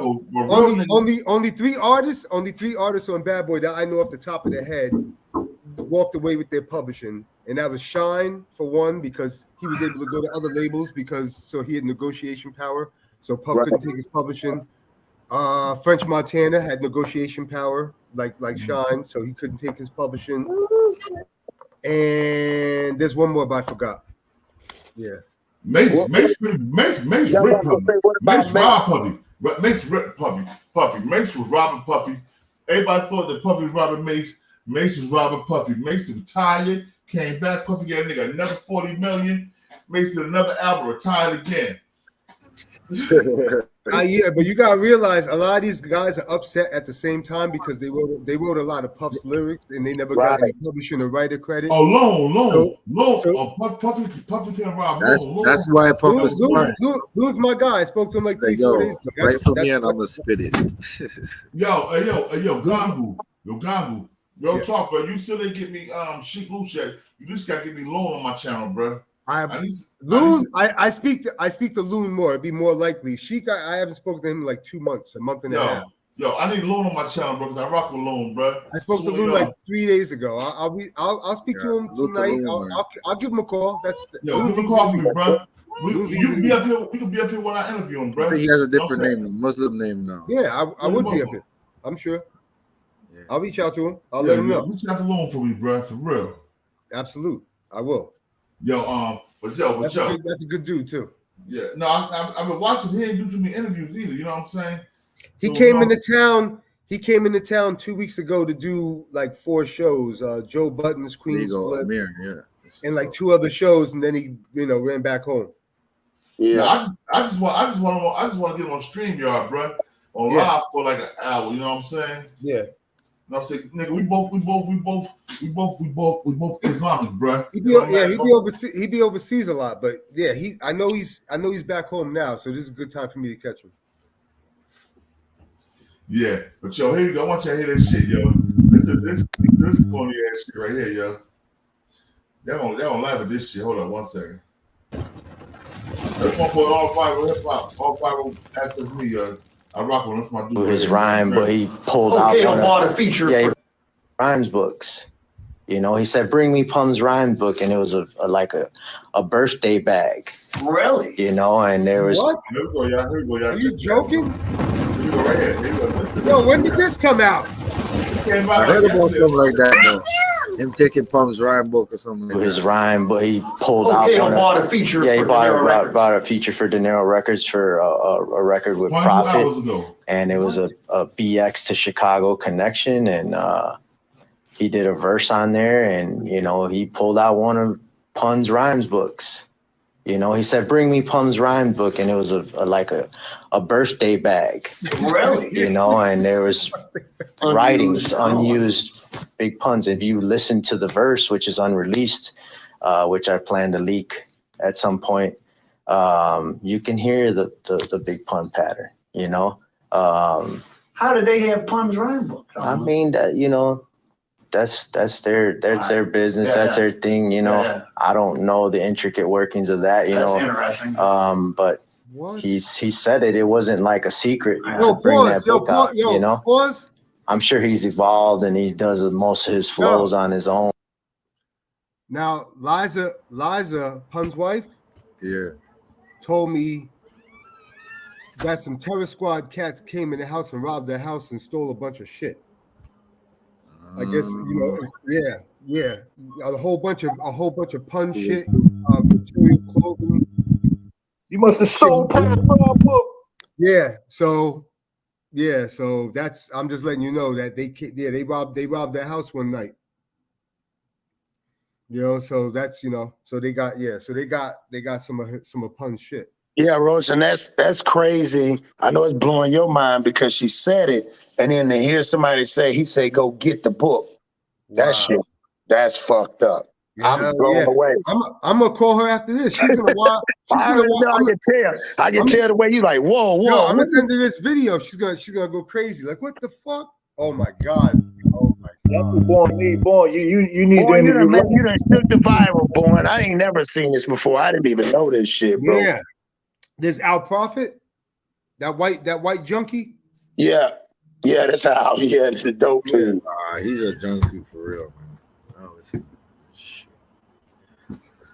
Well, shout out to him because he gave God the alley oop on this one. He laughed. He like, yeah, he did his thing. Yeah, can't be mad. On it, you know. You guys know how it is when you buy a new Mac. It's super fast at first, and then pretty soon after, it starts to slow down. That's pretty cool.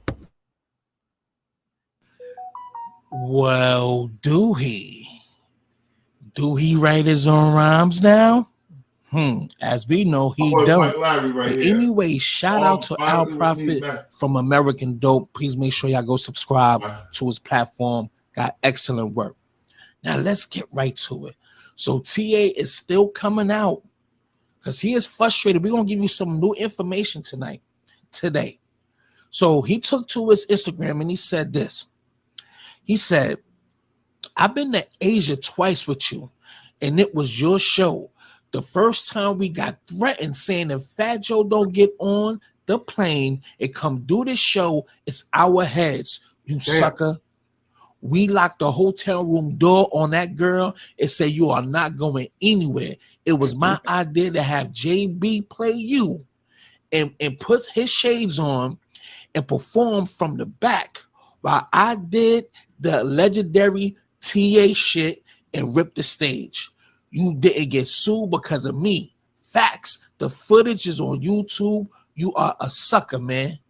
And he continued on to say is, "Fat Joe, what's up with you, man? He said, Fat Joe, what's up with you, my man? Get off that sucker shit. You know I know what's up. Can I get paid? Your time is up." And he Goes on to say some more. We got a lot to go through.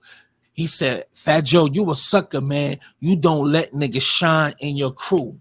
And stop the lies. You didn't make anybody rich in your crew. I never disrespected you. I always kept it real with you. And my loyalty couldn't be questioned. When 50 Cent and the G Unit was on your ass and nobody wanted to stand next to you, I was there, not knowing the outcome. I put my career to the side for you, you sucker. I did right by you. Why you can't do the same?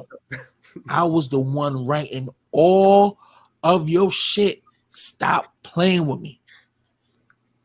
Oh, wow. In the middle of me just editing, I just found that he put up another one just recently. This is what he said. Check it out. He said, at Fat Joe, you sucker. Remember, I was the nigga you was crying to every day on the planes after shows because I was ripping down the stage for you, doing 80% of your show because you was lip singing ass nigga. When DJ Khaled bounced and went with Young Money and Cash Money, remember y'all, Khaled was with Fat Joe first. Khaled did not blow up until he separated himself from Fat Joe and dealt with Young Money and Cash Money. Let's continue. Who was there, sucker? Then went to Maybach Music. You was crying hurt to see him win without you. Who was there when Cool and Dre was producing records for 50 Cent in the middle of our beef? Notice I said our beef because I was with you. Now that's loyalty, sucker. I understand business is business, but you are a supreme sucker. Damn, my man, stop playing with me. You see that? Even when he was down and out crying because he hit rock bottom at one point. Remember, he said he went broke. So it's the ones that's there when you have it and lose it and gain it back. It's the ones that's always there when you on the ground, when you hit rock bottom. That's grimy. That's grimy, son. Fat Joe is the rapper, but Connor Gina is the fucked up person. Let's continue, man. I just had to edit this in. This just shows you what kind of person you dealing with. But anyway, let's continue. Oh, and I meant to put like his response to everything because I'm pretty sure he saw my video and CTA coming out on his own. You know what I'm saying? My video he may not necessarily have to see my video, but he knows what's going on. He knows TA is coming out. Now check it out. Out of all of that, his response to all this, and I know it's a subliminal shot to TA, he puts this. Meanwhile, in Beverly Hills. Just let it sink in. Let's continue. Now, I have more information from people that's close to TA. And I said it on my show the other night, but I didn't edit it out and make it as its own video. I just want to say this before I get into it. Fat Joe the rapper is cool, but Joseph Carter Jr. is a fucked up individual.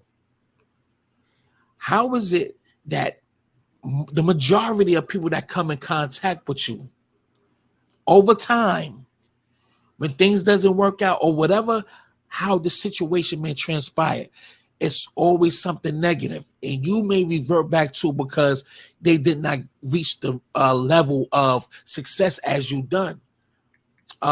It's not always necessarily the case. It could be they was trying to get there, and y'all made a pact that was going to happen, and you made sure they didn't eat that well, or didn't make sure they plate wasn't full like yours.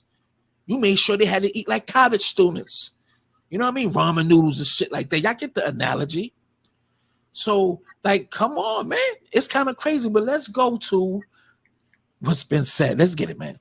Now, here is the disturbing details I was telling you about, man. Now, listen, from an insider that's close to TA has told me, man, listen, this is what he said. He said, but a lot of stuff you said on your YouTube was true.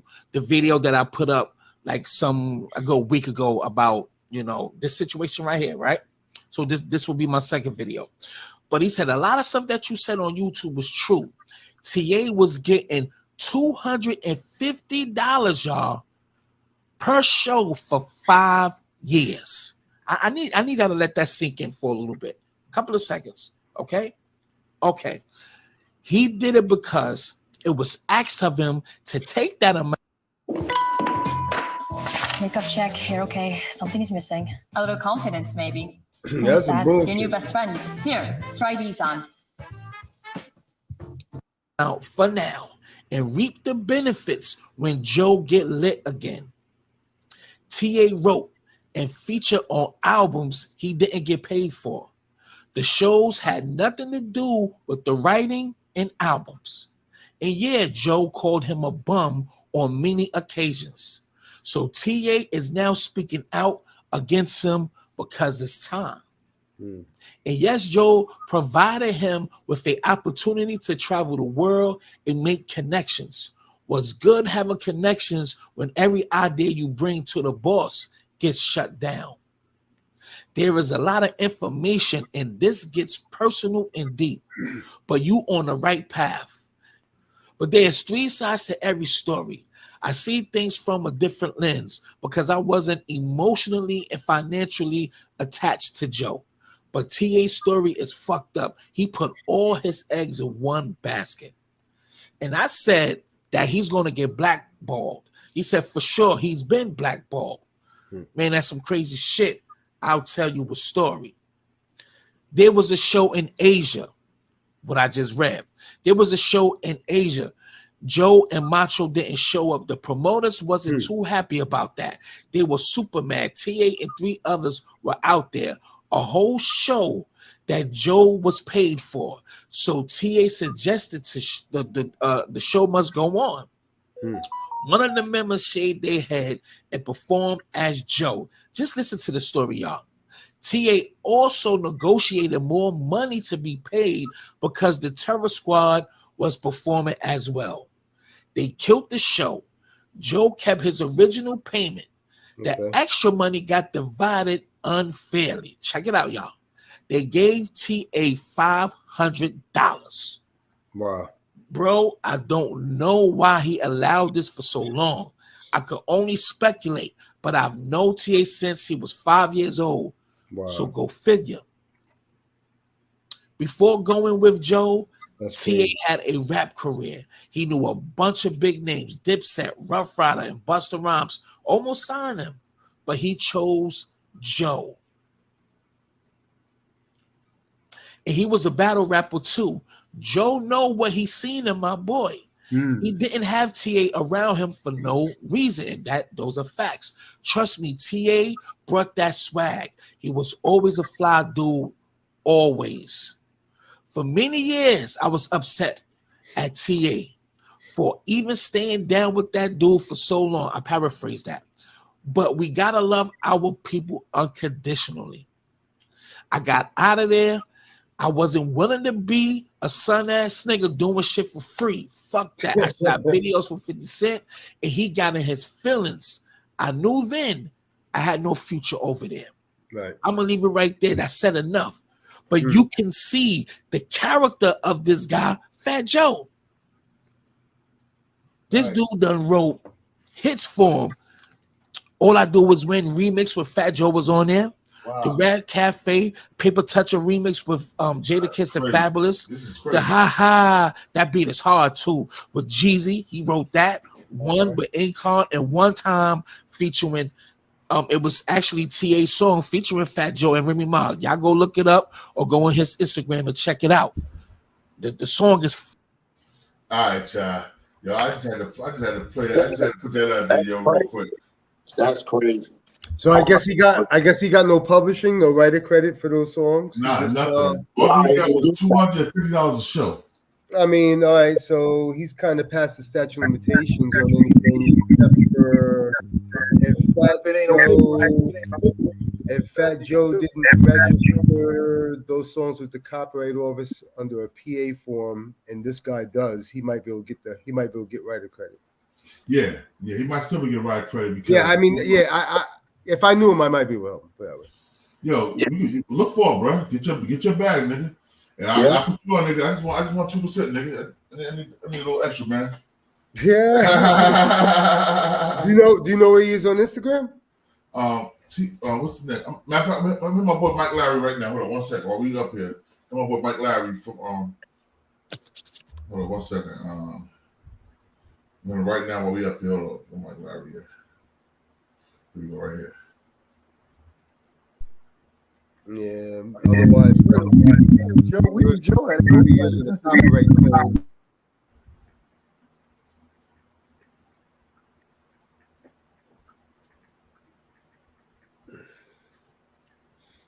Hold up, right here. Oh, right here.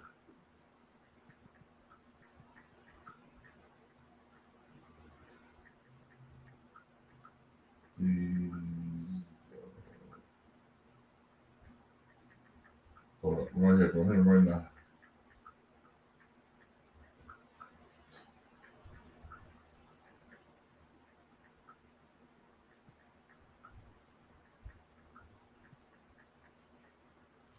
All right, yeah. I just hit it right now.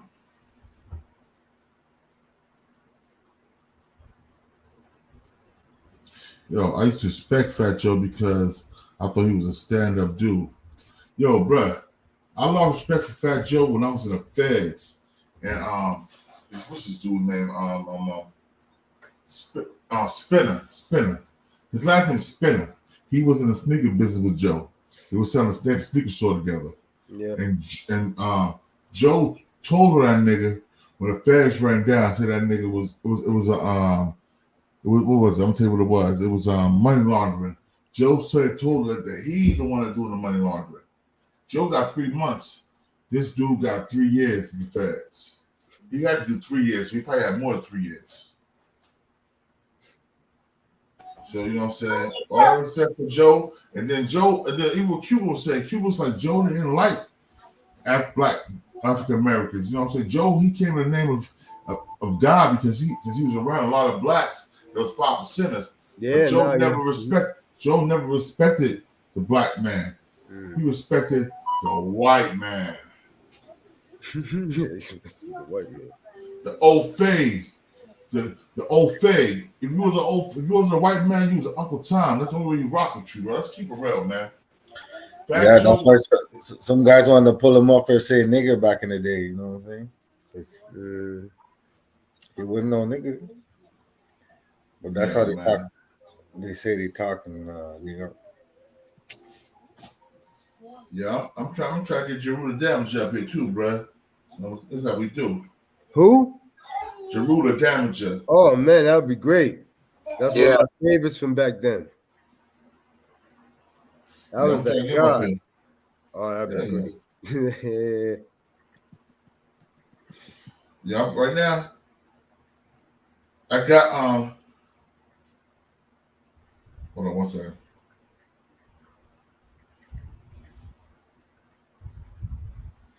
Right now on Saturday, what I got going on Saturday, I got Jay-Z's illegitimate son coming up for an interview. Yeah. Oh, wow. Oh, me and we were going back and forth. He told me Saturday or Sunday, so I'm gonna do Saturday. Gonna watch that. He's gonna watch that himself. Yeah, I hope he do watch it. If he watch it, he tell if he do watch it, he tell people to watch it. That's gonna give me them views, bro. But yo, crazy. But like I said, that shit, I'm gonna keep it real, man. You a billionaire. I don't give a fuck if your wife didn't know about all these kids before she got with you or not, bro. You don't deny your seeds, bro. That's some whole shit. That's some bitch play nigga shit, bro.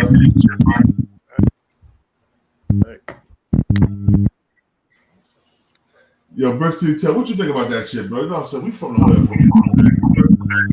Hey man, especially if you're a billionaire, I don't see no reason why you should do some shit like that. Nigga, even with child support, ain't gonna hurt you either, but still. I don't know. He's trying to keep his image of one bloodline or something. All these kids are grown now, bro. So it shouldn't even matter, bro. Give these kids a little bag and tell them we're building on a rebound, nigga. You ain't gonna fuck your family. Yeah. I agree. I just don't understand it. Again, like I said, you're a billionaire.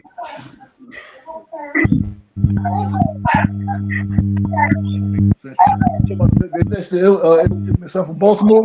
mean, for Trenton. The girls. The son. Okay, yeah. Audio. Hold on. That's yo, Brick City Tech. That's what. Oh yeah, the daughter's from daughter's from Maryland. The son is from Jersey.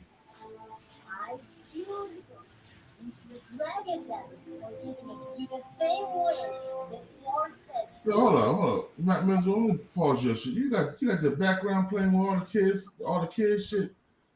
Negro. My bad. You good, bro? But yo, Gangu, what I was saying is, now what you think about all that shit, bro?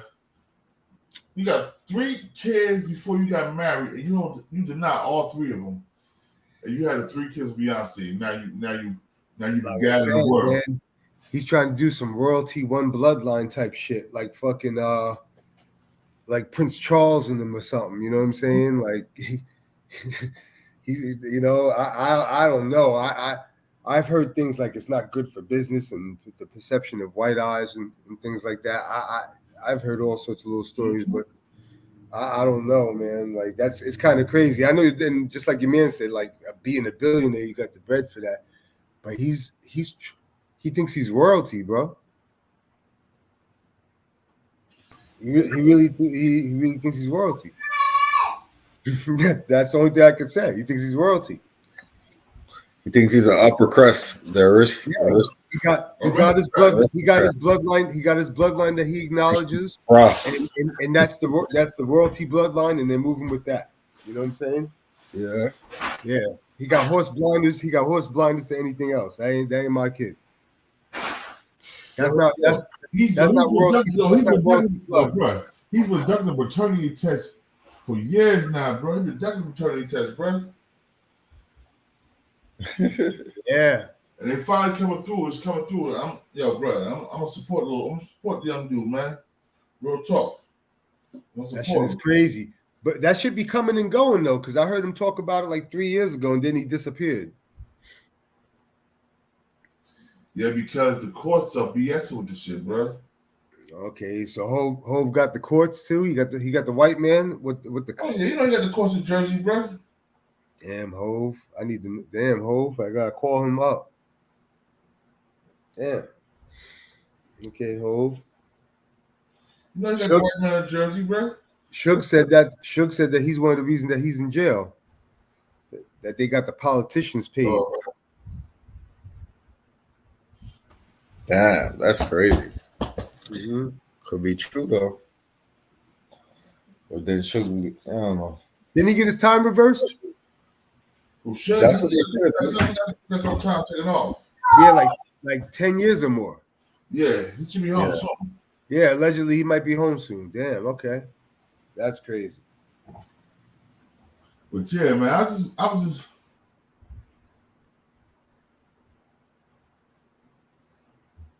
what is that?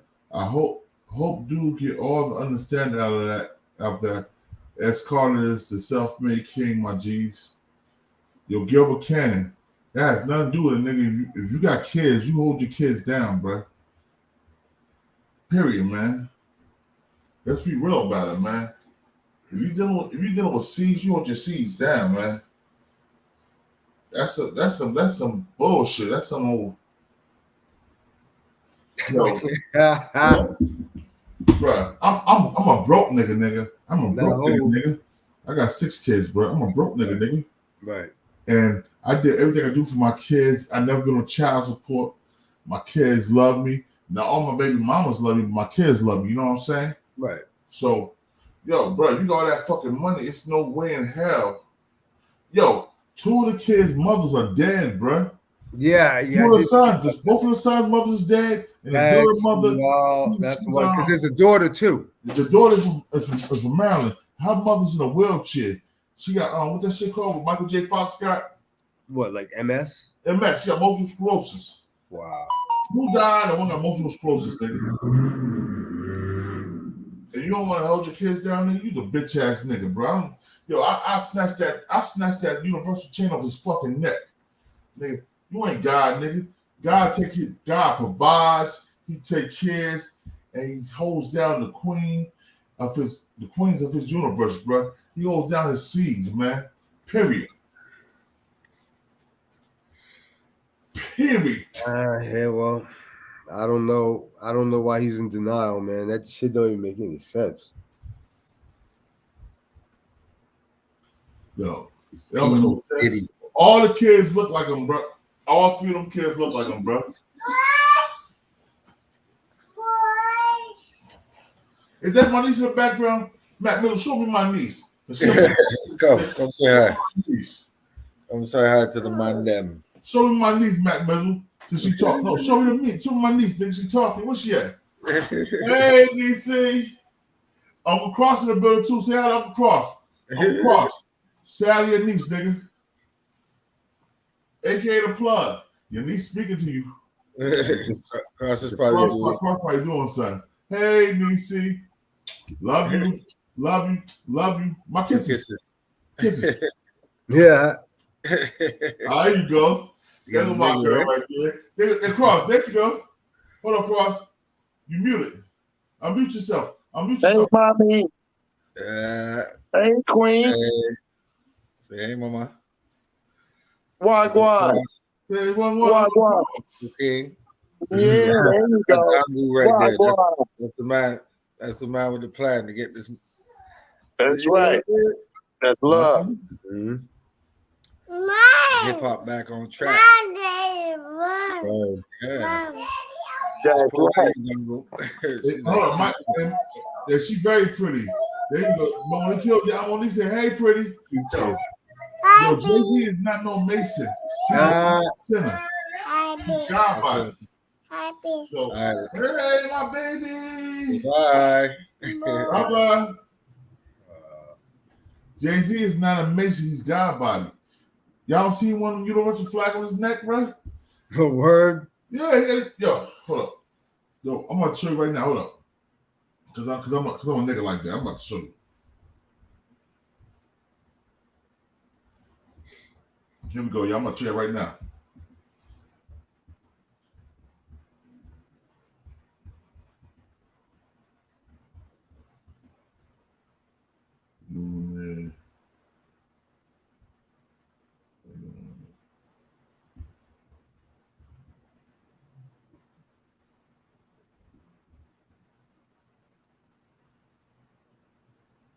I'm gonna show you right now, yo.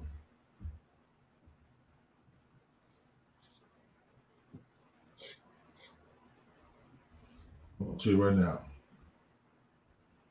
We go, y'all, right here. Hold on.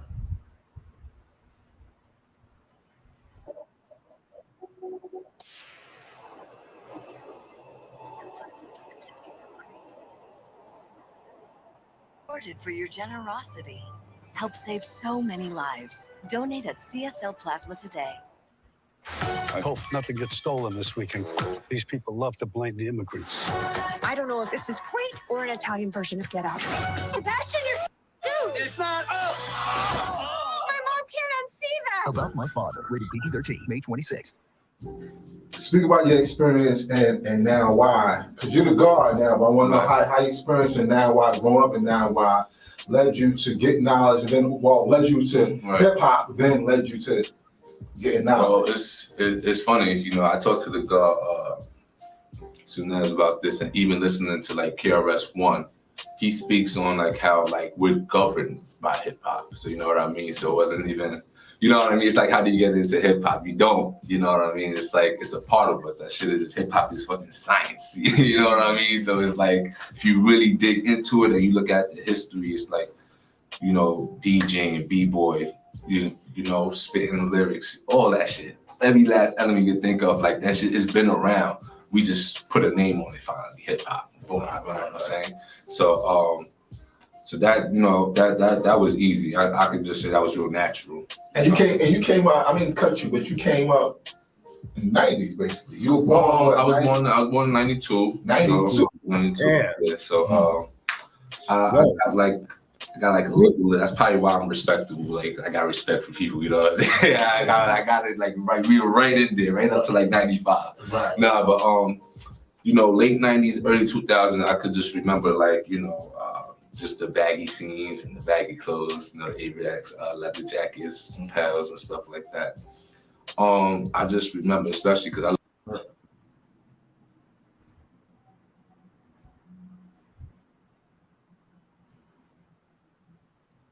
Hold on.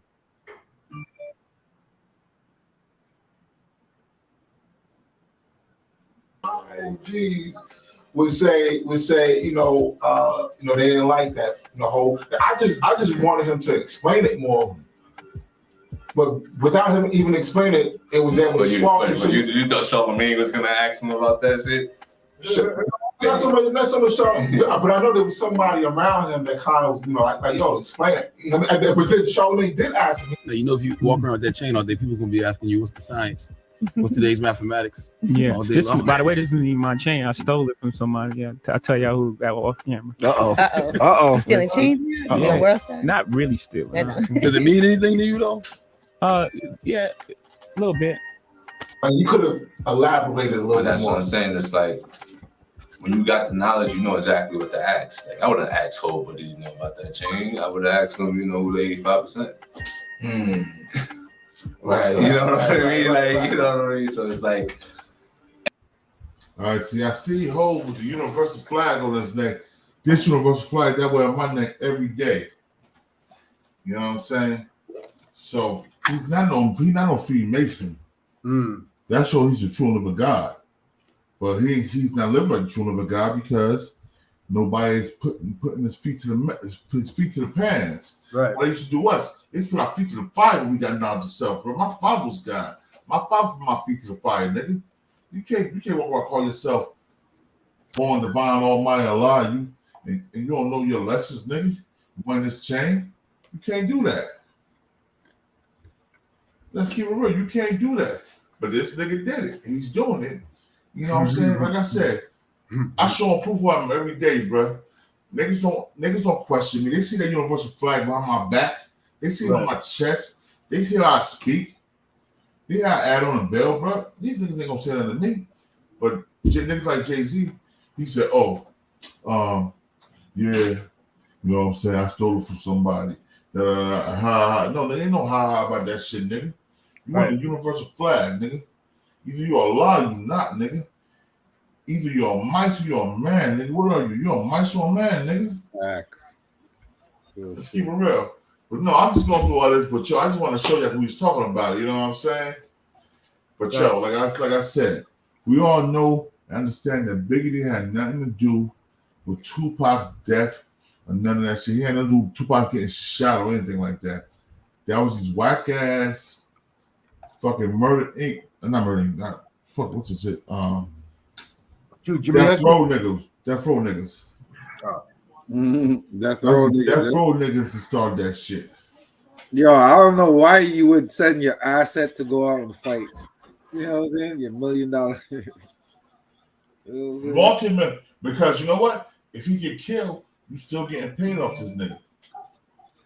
That's how he looked at it, eh? Straight up. If he die, I'm still gonna get rich. Yep. You got the insurance policy and everything. So you want to be a gangster, Paul? Oh, y'all L7. Hold up. Y'all L7. Hold up. Pause up. Y'all L7. I seen him with a flag recently in a New York Knicks basketball game. It was like last year, bro. I said he wore a flag recently, bro. This was old as hell, but he wore a flag since he had his dreads, bro. Looked like Basquiat, the gay painter.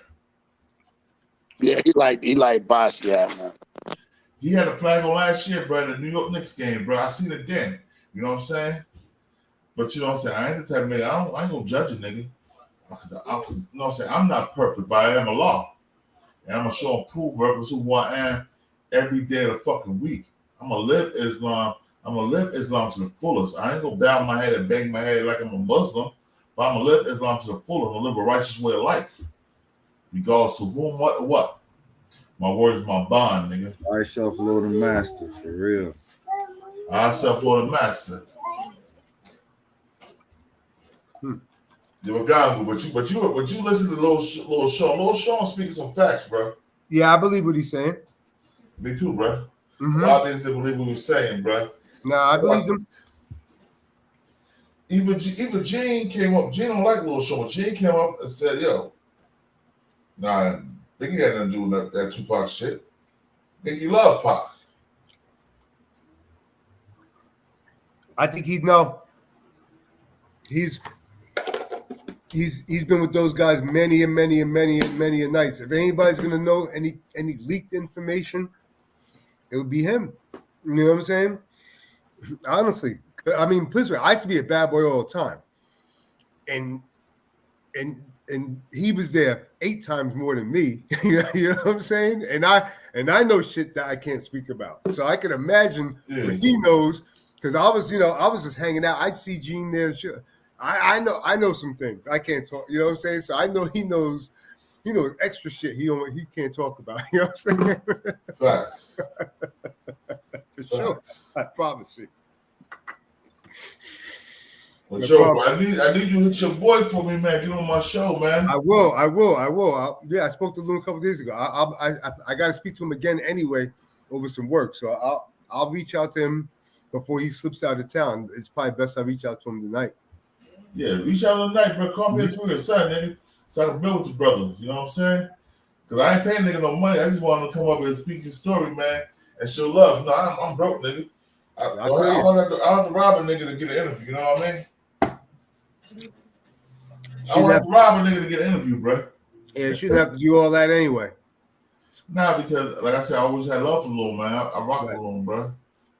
Even when that shit was going on with him and Mace, I'm like, yo, I knew Mace had a fucked up position about himself. You know what I mean? But Mace was a smart businessman. Mace was smart because he the only nigga that robbed Diddy. Yeah, Bob, that came up. Mace the only nigga that robbed Diddy, yo.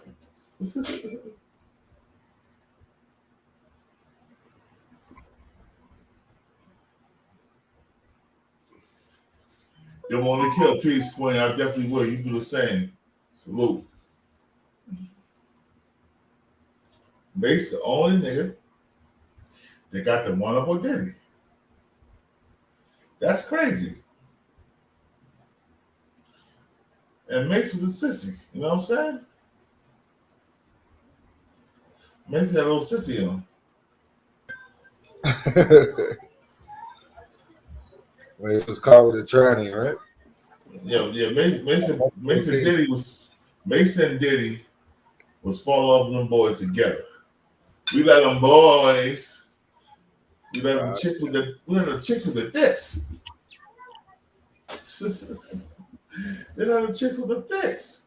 But yo, yeah, hold up. Right now, I'm about to end this. But before I go, I'm gonna play my little bro Chris Shawn and Prince New Jersey shit, man. BT in the building. Salute to the chat, everybody, too. Salute to the chat, most definitely. What up, y'all? You know who it is, your boy Jada Kiss, you know what I mean? Right now with Chris Shawn. Shout out to Camden, New Jersey, all my niggas out there. Let's get right into it. Got the smartest track on YouTube right now. Holla. Yo. Chris Shawn, man. Let's get him, man. Yeah, now off plan. Used to get busy with them guns in my hand. 4 or 5 or a black 9 with a grand in my pocket and beef cool as a fan. BTB TV, we are not playing. Y'all just talk, we back it up and down. Sideways, F what y'all saying. We Kyrie and Kanye. This a boss talk, so you clowns should just fly away. Yeah. Hop on the bridge, throw your frame off the highway. This not a game, this is business, this my way. Real talk, your opinion is nothing to us. We gon' stay on chill, long as y'all don't violate. But it's not fair. We could be cool or your worst nightmare. We the best, I swear. And you could be my friend or enemy, I don't care. And you better beware. Cause we coming for the whole pie and we don't share. No, it just ain't fair. But we the best, I swear.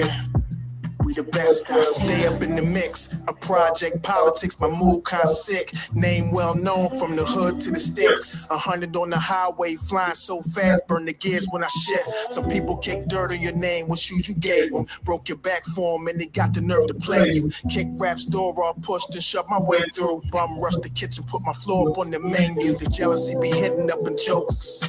That's why I stay serious like David Banner turned in the Hulk in pure form like the Pope. Haters get infrared beams with the scope, so run and get ghosts. We fight good, boxed in like Floyd on the roast. I'm the great black hope. Man, we the team and they know it coast to coast and it just ain't fair. We could be cool or your worst nightmare. We the best, I swear. And you can be my friend or enemy, I don't care. And you better beware. Cause we coming for the whole pie and we don't share. No, it just ain't fair. We the best. If you with us, put your lighters in the air. No, it just ain't fair. BTB. Just ain't fair. All right, child. Yo, before I go, let me say this. Peace to the 5% nation of gods and nerfs. Salam alaikum, hamdulillah, rahmat to Allah, to all the true Muslim brothers and sisters out there.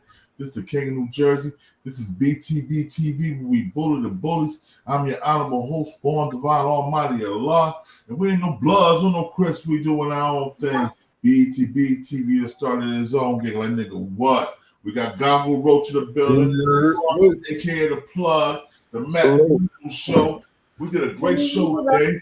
Even though niggas didn't want to hear us, but we gonna let them hear what we want. Fuck these niggas, man. Let's do our thing, nigga. We out of here. Yo, hold up. Before you hang up, don't hang up. Yeah, hold up. Don't get off here. Hold up.